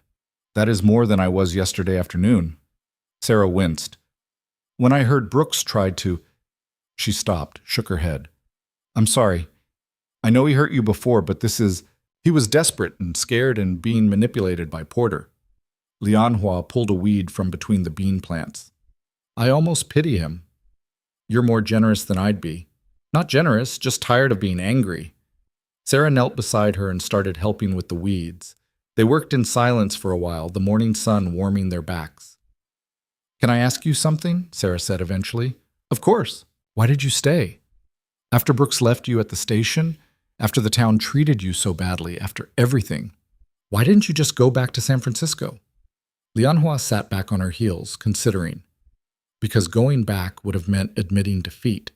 And because, she paused, searching for the right words. Because I was tired of being pushed out of places by other people's fear. I wanted to be somewhere because I chose it, not because it was easy or safe or approved of. And this is where you chose? Yes? Even though it's been hard? Especially because it has been hard. Easy things do not teach you who you are. Sarah nodded slowly. That makes sense. She pulled another weed. People are talking, you know, about you and Mr. Holt. People are always talking. They're saying he shot Brooks to protect you, that he must care about you a great deal. He was protecting his employee. Was he? Sarah gave her a knowing look. Because it looked like more than that to me. Lianhua didn't answer, and Sarah was kind enough not to push. When the weeding was done, Sarah stood and brushed dirt from her skirt. Elizabeth wanted me to tell you she'd like to start selling some of her vegetables at market too, using your techniques. She wanted to make sure that was all right. Of course. The knowledge is not mine to hoard. She also wanted to know if you'd come by and look at her garden, help her figure out what she's doing wrong. It was the kind of request that would have been unthinkable 3 months ago. Now it felt almost normal. Tell her I will come on Thursday. Thank you. Sarah picked up her basket. And Miss Zhao?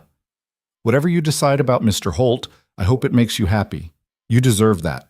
After she left, Lianhua stood in the garden for a long time, thinking about happiness. It had never been part of her calculations before. Survival? Yes. Security? Certainly. But happiness felt frivolous, like wanting dessert when you weren't sure about your next meal. Maybe it was time to reconsider that. The week passed in a strange limbo. Caleb was respectful and distant, giving her the space she'd asked for.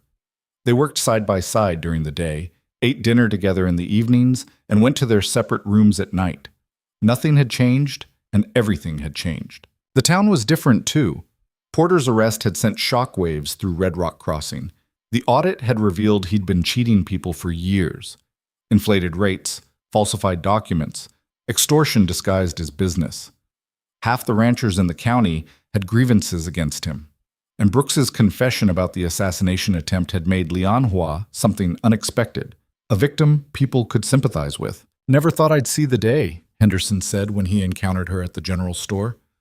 Porter getting what he deserved. "Justice takes time," Lianhua replied. "It does, and it helps when brave people speak up." He tipped his hat. "Thank you, Miss Zhao, for standing up to him when the rest of us were too scared." She wasn't sure what to do with gratitude from a man who'd been part of the council that had to be forced to treat her fairly, so she just nodded. But it kept happening.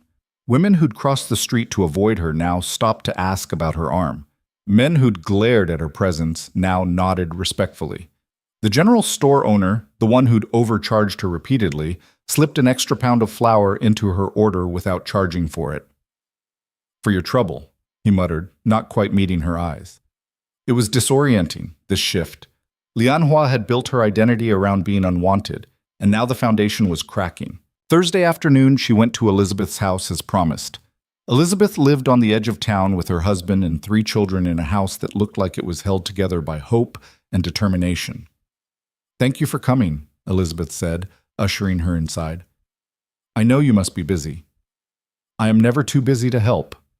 The garden was a disaster, poorly drained soil, plants too close together, no consideration for sun exposure. But Elizabeth had tried, and trying mattered.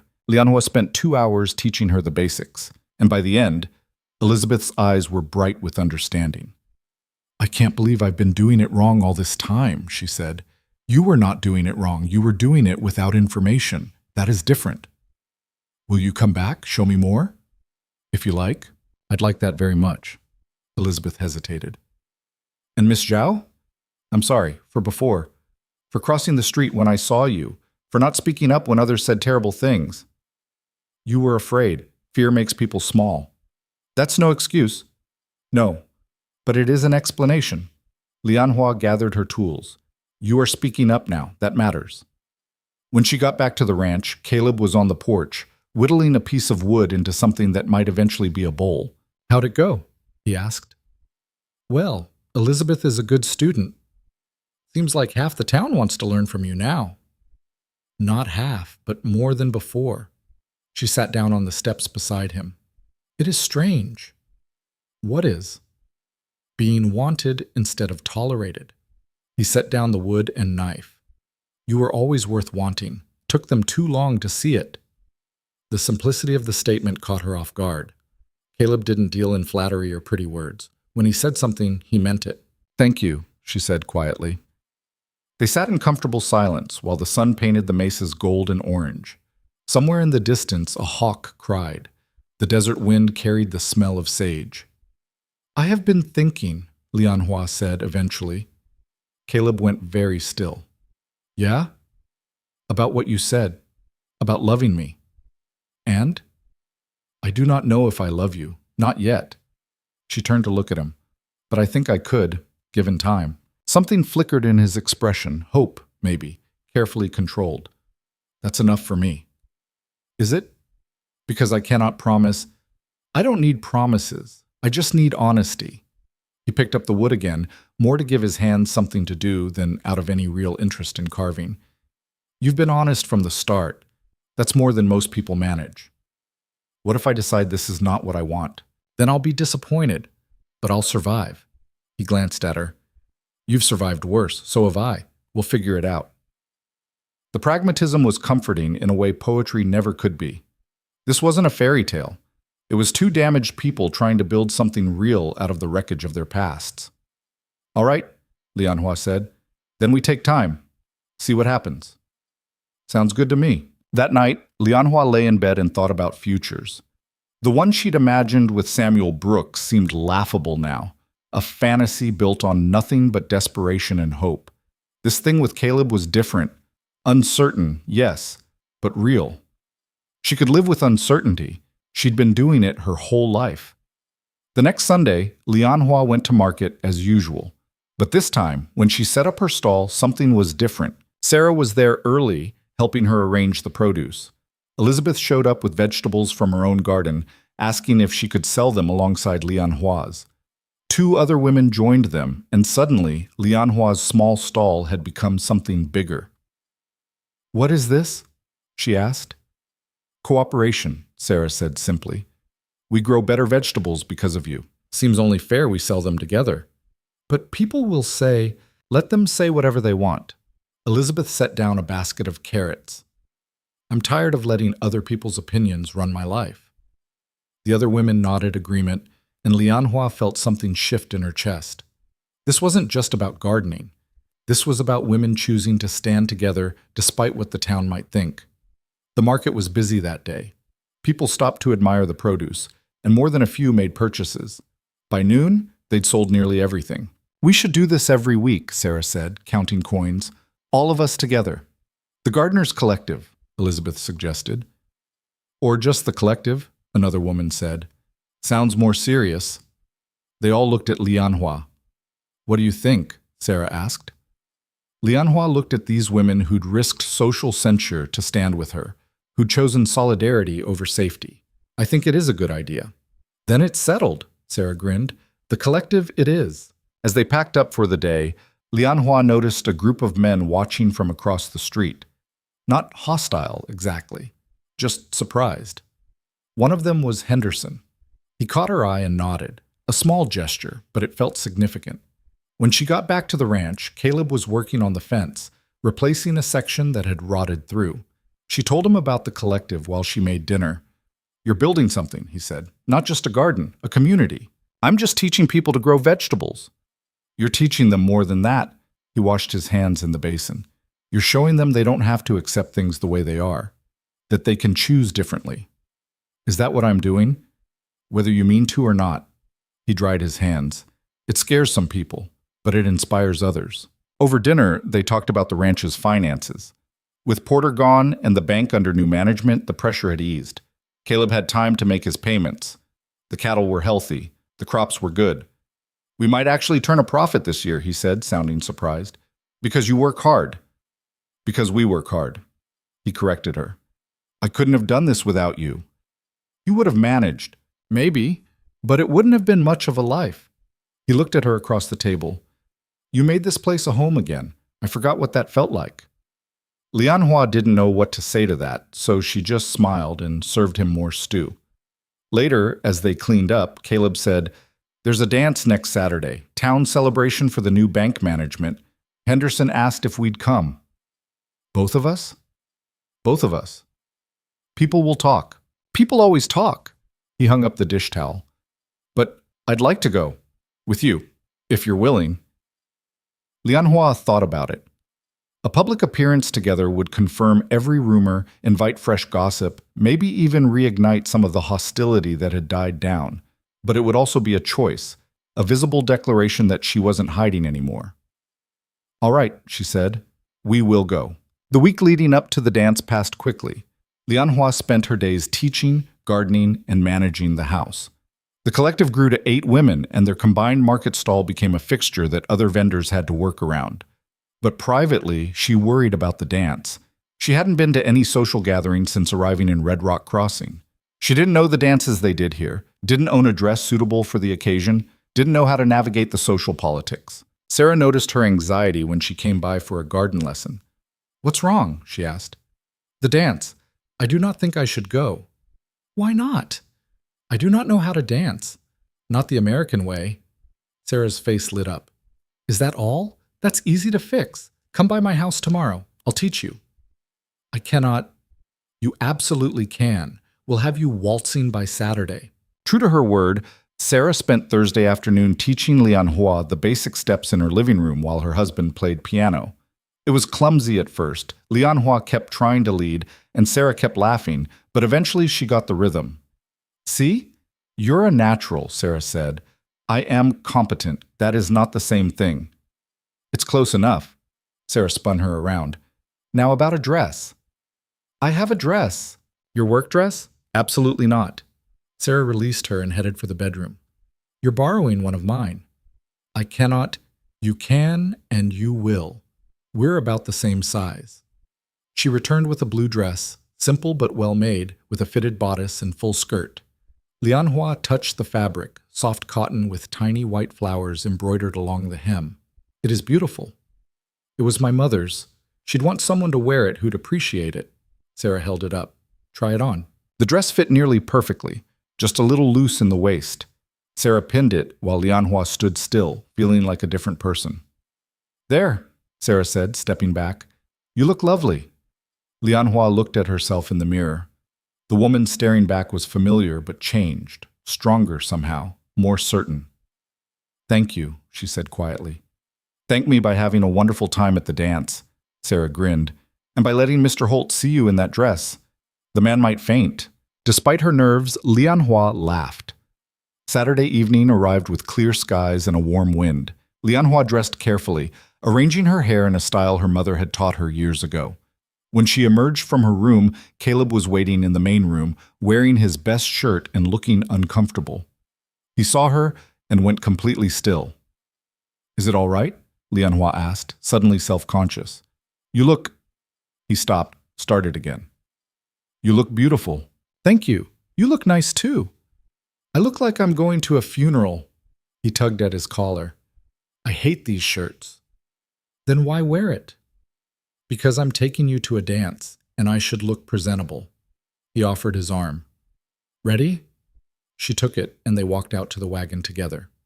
The dance was held in the town hall, a building that usually hosted council meetings and property auctions.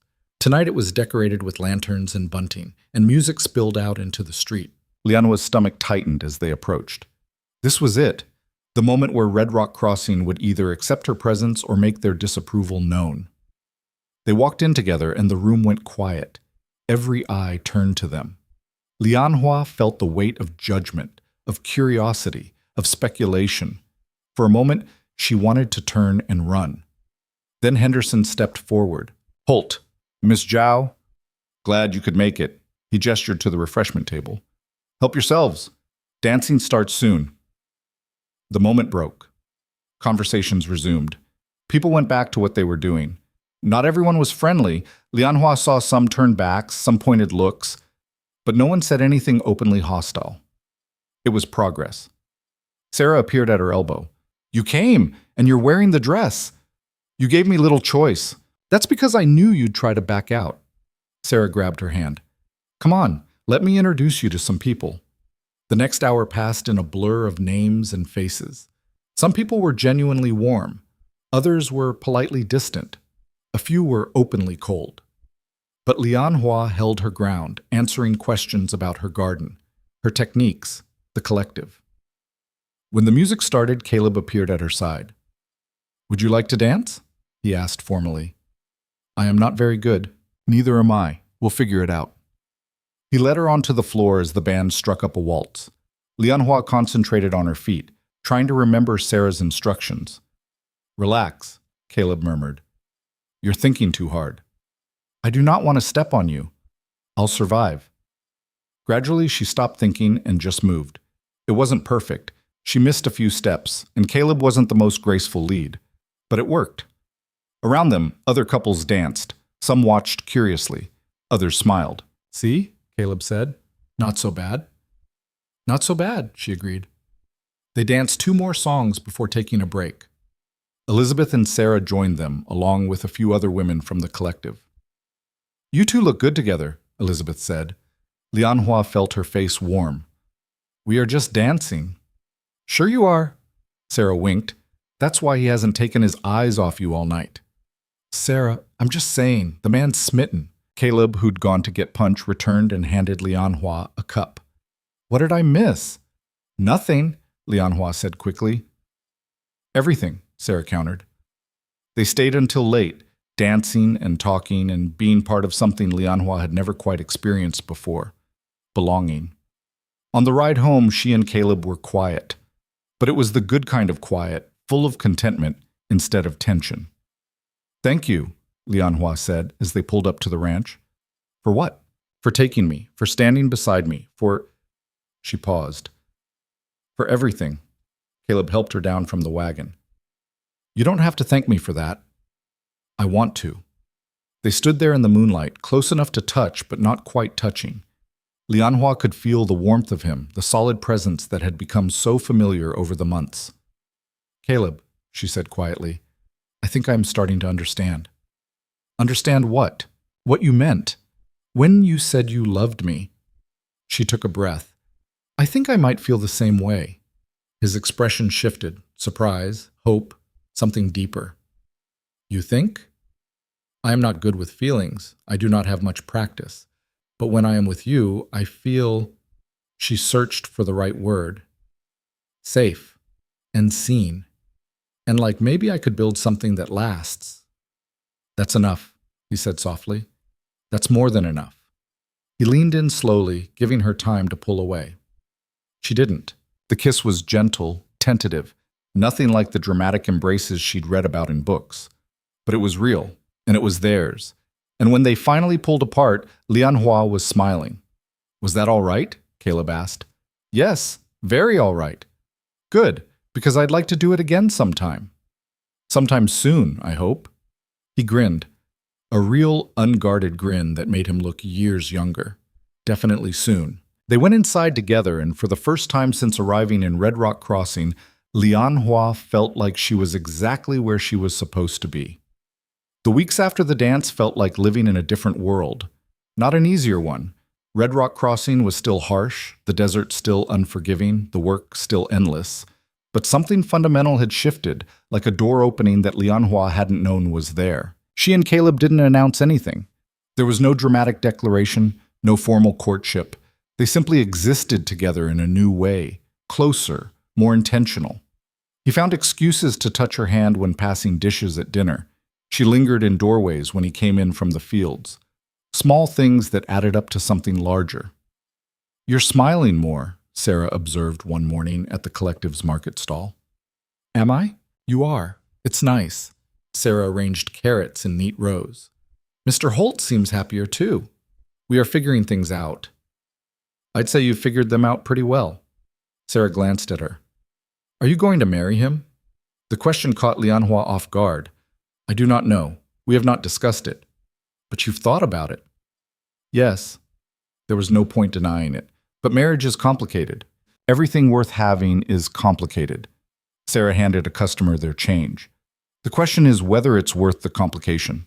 Lianhua thought about that as she sold herbs to a woman who'd once refused to speak to her. Worth the complication. That was one way to frame it. The truth was she'd been married once in her mind.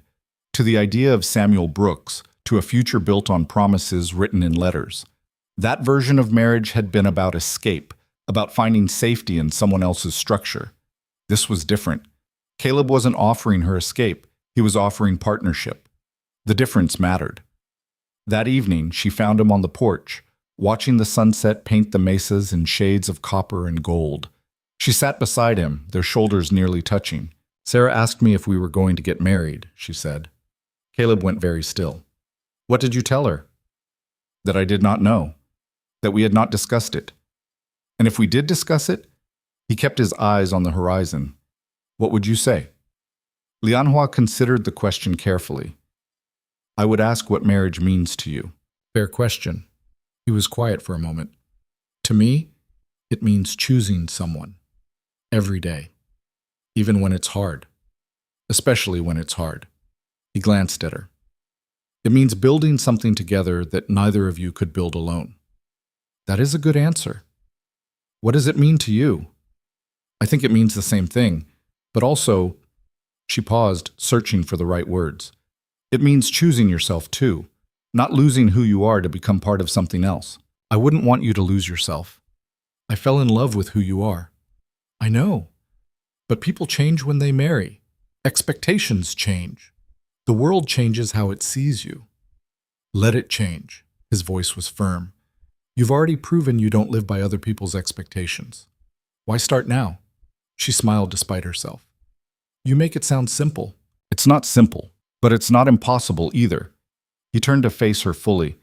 I'm not asking you to be anything other than what you are. I'm just asking you to be that with me. The honesty of it took her breath. No poetry, no grand gestures, just truth, offered plainly. I need more time, she said quietly. You've got it. But time had a way of forcing decisions whether you were ready or not. The catalyst came 2 months later, on a morning that started like any other. Lianhua was in the garden when she heard horses approaching. Too many horses, moving too fast. She stood, shading her eyes against the sun. 6 riders came into view, and at the front was a man she'd never seen before. Well-dressed, stern-faced, with the bearing of someone used to being obeyed. Caleb emerged from the barn, his expression wary. Can I help you? The lead rider dismounted. I'm looking for a woman named Lianhua Zhao. Lianhua stepped forward. I am Lianhua Zhao. The man studied her with cold eyes. I'm Gerald Morrison. I represent the Territorial Immigration Office. He pulled a document from his saddlebag. You're being detained pending deportation proceedings. The world tilted. On what grounds? Caleb's voice was hard. Miss Zhao entered the country under false pretenses, claiming she was coming here to marry a citizen. That marriage never occurred. That makes her presence here illegal. That's horseshit. She came here in good faith. Brooks is the one who broke the agreement. Nevertheless, the law is clear. Without a valid marriage, her immigration status is void. Morrison gestured to his men. Miss Zhao, you'll need to come with us. No. Caleb moved to stand between them. She's not going anywhere. Mr. Holt, I understand your feelings, but interfering with a federal officer is a crime. So is deportation without due process. She'll have a hearing in San Francisco in 30 days. Morrison's tone suggested this was a formality he'd rather skip. Until then, she'll be held in territorial custody. Lianhua's mind was racing. This was Porter's doing. It had to be. Even from jail, he'd found a way to strike at her. Or maybe it was Brooks looking for revenge. It didn't matter who. What mattered was that they were going to take her, and there was nothing. Marry me. She turned. Caleb was looking at her with an intensity that made everything else disappear. What? Marry me, right now. He looked at Morrison. If we're married, her status is legal, right? Morrison's expression soured.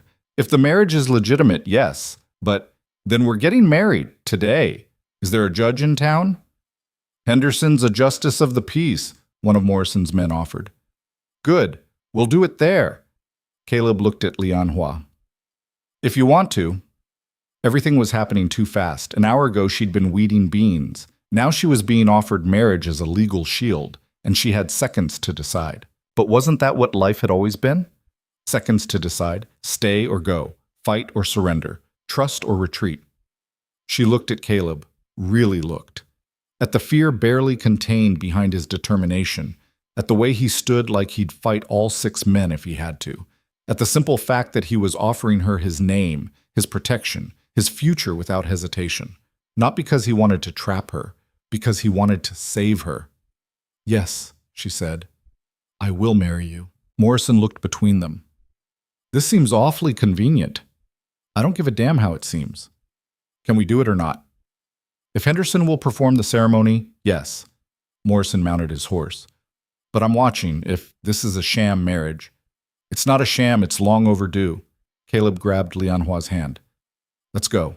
They rode into town with Morrison and his men following like a funeral procession. Word spread fast. By the time they reached Henderson's office, half the town had gathered to watch. Henderson looked stunned when Caleb explained the situation. You want to get married, right now. Right now. Because Morrison's trying to deport her. Because I love her and should have asked months ago. Morrison just forced the timing. Henderson looked at Lianhua. Is this what you want? You're not being coerced? I want this, she said clearly. I choose this. All right then. Henderson pulled out the necessary paperwork. Do you have rings? They didn't. Sarah, who'd appeared in the crowd, pulled off her own wedding band and handed it to Caleb. Use this for now. You can get your own later. Thank you, Lianhua said. Don't mention it, just be happy. Henderson read through the ceremony quickly. There was no time for elaboration, no room for sentimentality. Just the essential words, the legal framework that would keep Lianhua from being torn away. Do you, Caleb Holt, take this woman to be your lawfully wedded wife? I do. Do you, Lianhua Zhao, take this man to be your lawfully wedded husband? She looked at Caleb, at his steady eyes, his weathered hands holding hers, the quiet strength that had been her anchor since the day he found her on that bench. I do. Then by the power vested in me by the territory, I pronounce you husband and wife. Henderson closed the book. You may kiss the bride. Caleb leaned in, and Lianhua met him halfway. The kiss was brief, conscious of the audience, but real. When they pulled apart, the crowd was silent. Then someone started clapping. Elizabeth, Lianhua realized. Sarah joined in. Then others. Not everyone, but enough. Morrison looked like he'd bitten into something rotten. I'll need to verify this is legitimate. Verify all you want, Caleb said. She's my wife. She stays. Morrison and his men left, and the crowd slowly dispersed. Lianhua stood in the street, still holding Caleb's hand, trying to process what had just happened. We are married, she said. Yeah. Caleb squeezed her hand. That all right with you? I think so. Ask me again when my heart stops racing. He laughed, a sound of pure relief. Fair enough. Sarah approached with tears in her eyes. I can't believe that just happened. Neither can I, Lianhua admitted. Well, believe it. You're married. Sarah hugged her fiercely. And you need a proper celebration. Come to my house tonight. I'll cook. You do not have to. I absolutely do. You got married in a panic with half the town watching and no preparation. The least I can do is feed you properly. She looked at Caleb. Both of you. He nodded. We'll be there. The rest of the day passed in a blur. They returned to the ranch to change clothes and try to process what had happened.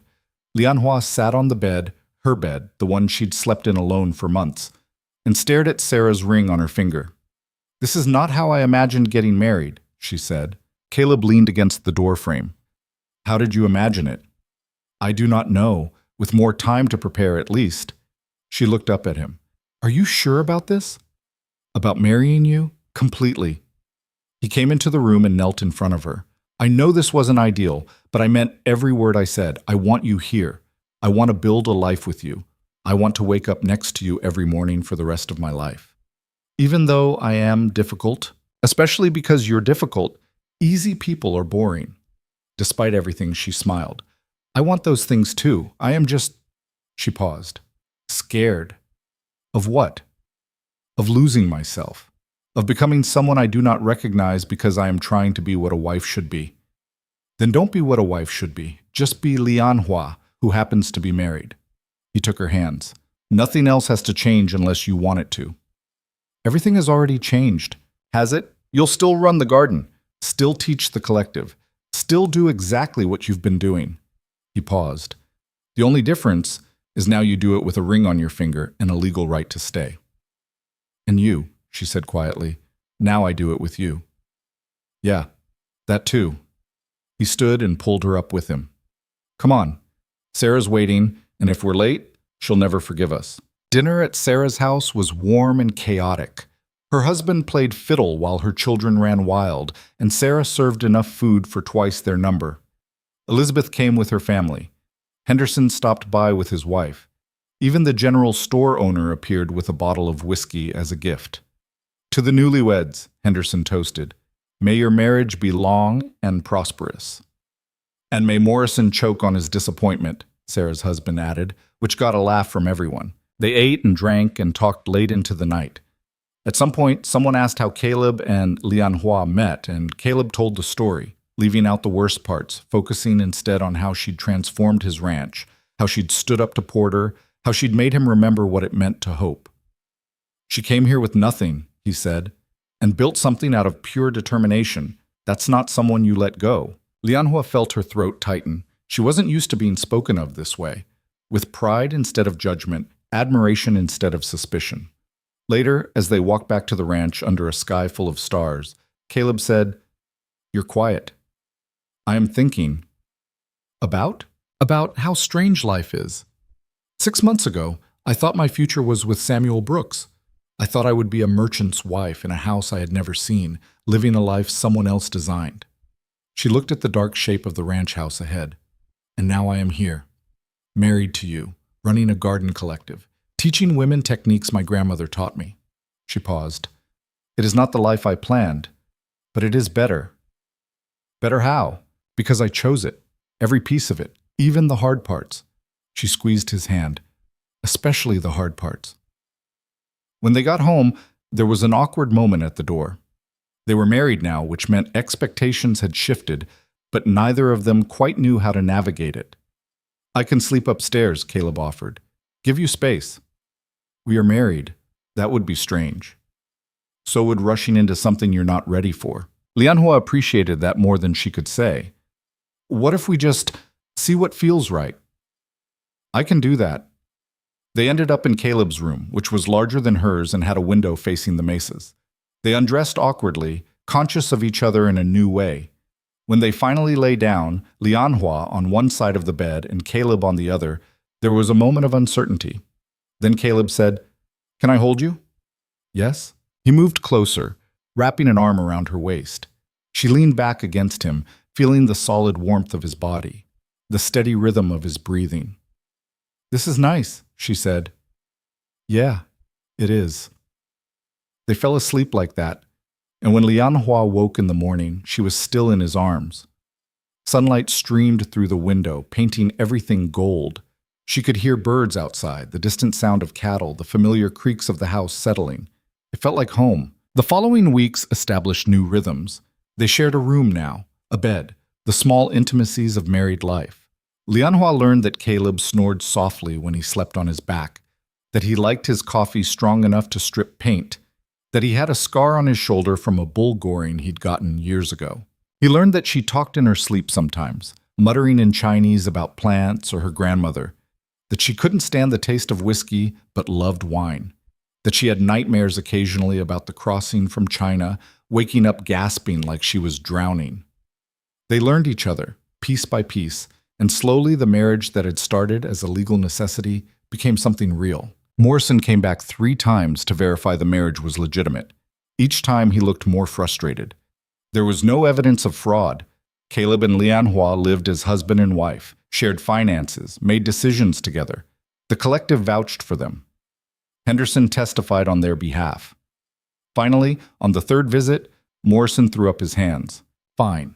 The marriage is legitimate. The deportation order is void." He looked at Lianhua with something almost like respect. "You're a persistent woman, Mrs. Holt." "I survive," she said simply. "That is what I do." After he left, Caleb pulled her into a hug. "It's over. You're safe." "We are safe," she corrected. "This was never just about me." The collective continued to grow.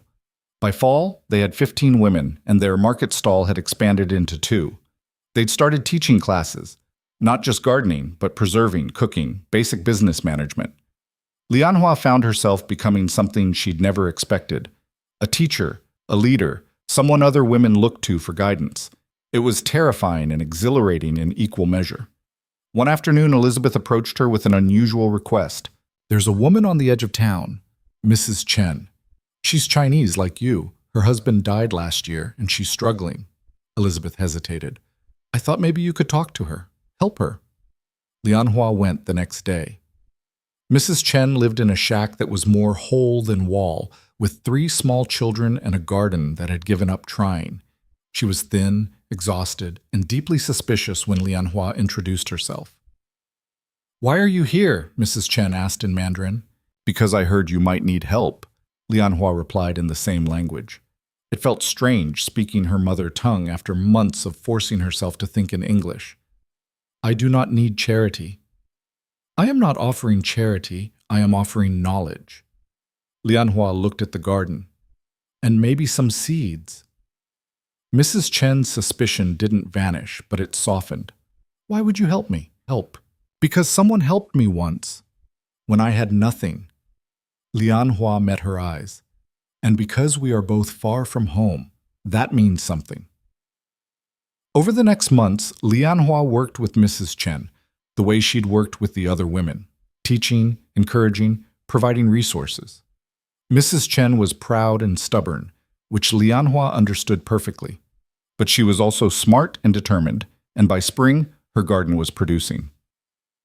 "I do not know how to thank you," Mrs. Chen said one afternoon. "Join the collective. Teach what you know. Help the next person who needs it." Lianhua paused. "That is how we survive. Together." Mrs. Chen became the 16th member, and suddenly the collective wasn't just a group of women learning to garden. It was becoming something larger, a network of support, of shared knowledge, of resistance against a world that wanted them small and quiet. The ranch prospered too. With Lianhua managing the house and garden, Caleb could focus on the cattle and land. They hired a hand, a young man named Tom who'd been drifting and needed steady work. The three of them fell into a comfortable rhythm, the ranch operating smoothly for the first time in years. "We should expand," Caleb said one evening, reviewing their finances. "Buy the Henderson tract. It borders our land and he's willing to sell. Can we afford it? If we take out a loan, but the new bank manager is fair, and with our track record." He looked at her. "What do you think?" The fact that he was asking her opinion, treating her as an equal partner in the decision, still surprised her sometimes. But it was getting easier to accept. "I think we should do it," she said, "but carefully, with terms we can meet." They bought the land in the fall. 60 acres of desert and possibility, doubling the size of the ranch overnight. It was a risk, but calculated. The kind of risk you took when you believed in your future. As the first anniversary of their marriage approached, Lianhua found herself reflecting on the journey. A year ago, she'd been running from deportation, marrying Caleb in a panic, unsure if she was making the right choice. Now she was certain. It wasn't perfect. Nothing ever was. They still argued about money, about work, about 100 small things. The town still had people who looked at her sideways. The collective faced resistance from men who didn't like their wives becoming independent. But it was hers. She'd built it with her own hands, made choices on her own terms, created a life that fit her instead of trying to fit herself into someone else's expectations. "What are you thinking about?" Caleb asked, finding her on the porch one evening. "About how much has changed." "Good changed or bad changed?" "Good. Mostly good." She leaned against him. "I was thinking we should have a party." "A party?" "For our anniversary. Invite the collective, the people who helped us. Celebrate what we have built." "That's not very Chinese of you. I thought your culture was more reserved." She smiled. "I am not very Chinese anymore, and not very American either. I am something else, something new." "What's that?" "Me. Just me." She turned to look at him. "Is that enough?" "It's everything." He kissed her forehead. "Let's have the party." They held it on a Saturday in early autumn, when the heat had finally broken and the desert seemed almost gentle. The yard filled with people. Women from the collective and their families, Henderson and his wife, Sarah and Elizabeth, Mrs. Chen and her children, Tom the ranch hand, even some of the men who'd been skeptical at first but had slowly come around. Tables groaned under food. Someone brought a fiddle. Children chased each other through the garden while adults talked and laughed and celebrated. Lianhua moved through it all in a kind of wonder. This was hers. These people had become her community, her family in all the ways that mattered. At one point, Sarah pulled her aside. "You did it," Sarah said. "You actually did it." "Did what?" "Changed this town. Made them see you. Made them better." She shook her head. "When you first came here, I thought you'd leave within a month. Nobody survives Red Rock Crossing without bending." "Who says I did not bend?" "You bent on your own terms. That's different." Sarah squeezed her hand. "You should be proud." After everyone left and the yard was clean, Lianhua and Caleb sat on the porch in the gathering dark. "That was good," Caleb said. "Really good." It was. She rested her head on his shoulder. "Thank you." "For what?" "For seeing me when everyone else looked away, for standing beside me when it would have been easier to let me go, for—" Her voice caught. "For giving me a home." "You gave me one first." He wrapped an arm around her. "This place was just a house before you came. You made it a home. You made me remember what that felt like. They sat in comfortable silence, watching the stars emerge one by one. In the distance, a coyote called. The wind carried the smell of sage and earth and growing things. Do you ever regret it? Lianhua asked. Marrying me? Never, not even once. He turned to look at her. Do you? She thought about this question seriously. About everything she'd endured to get here, the ocean crossing, the abandonment, the hostility, the attempts on her life. About all the moments she could have given up, could have accepted defeat, could have let the world make her small. No, she said, I do not regret it. I would do it all again. Even the bad parts? Especially the bad parts. They made me who I am. Caleb kissed her then, soft and slow, and Lianhua kissed him back. When they finally pulled apart, she was smiling. What? He asked. I was just thinking. When I came to Red Rock Crossing, I thought I was coming here to be someone's wife, to fit into a life someone else had designed. And instead, I designed my own life, and you fit into it. She paused. That is better, I think. Much better. I think so too.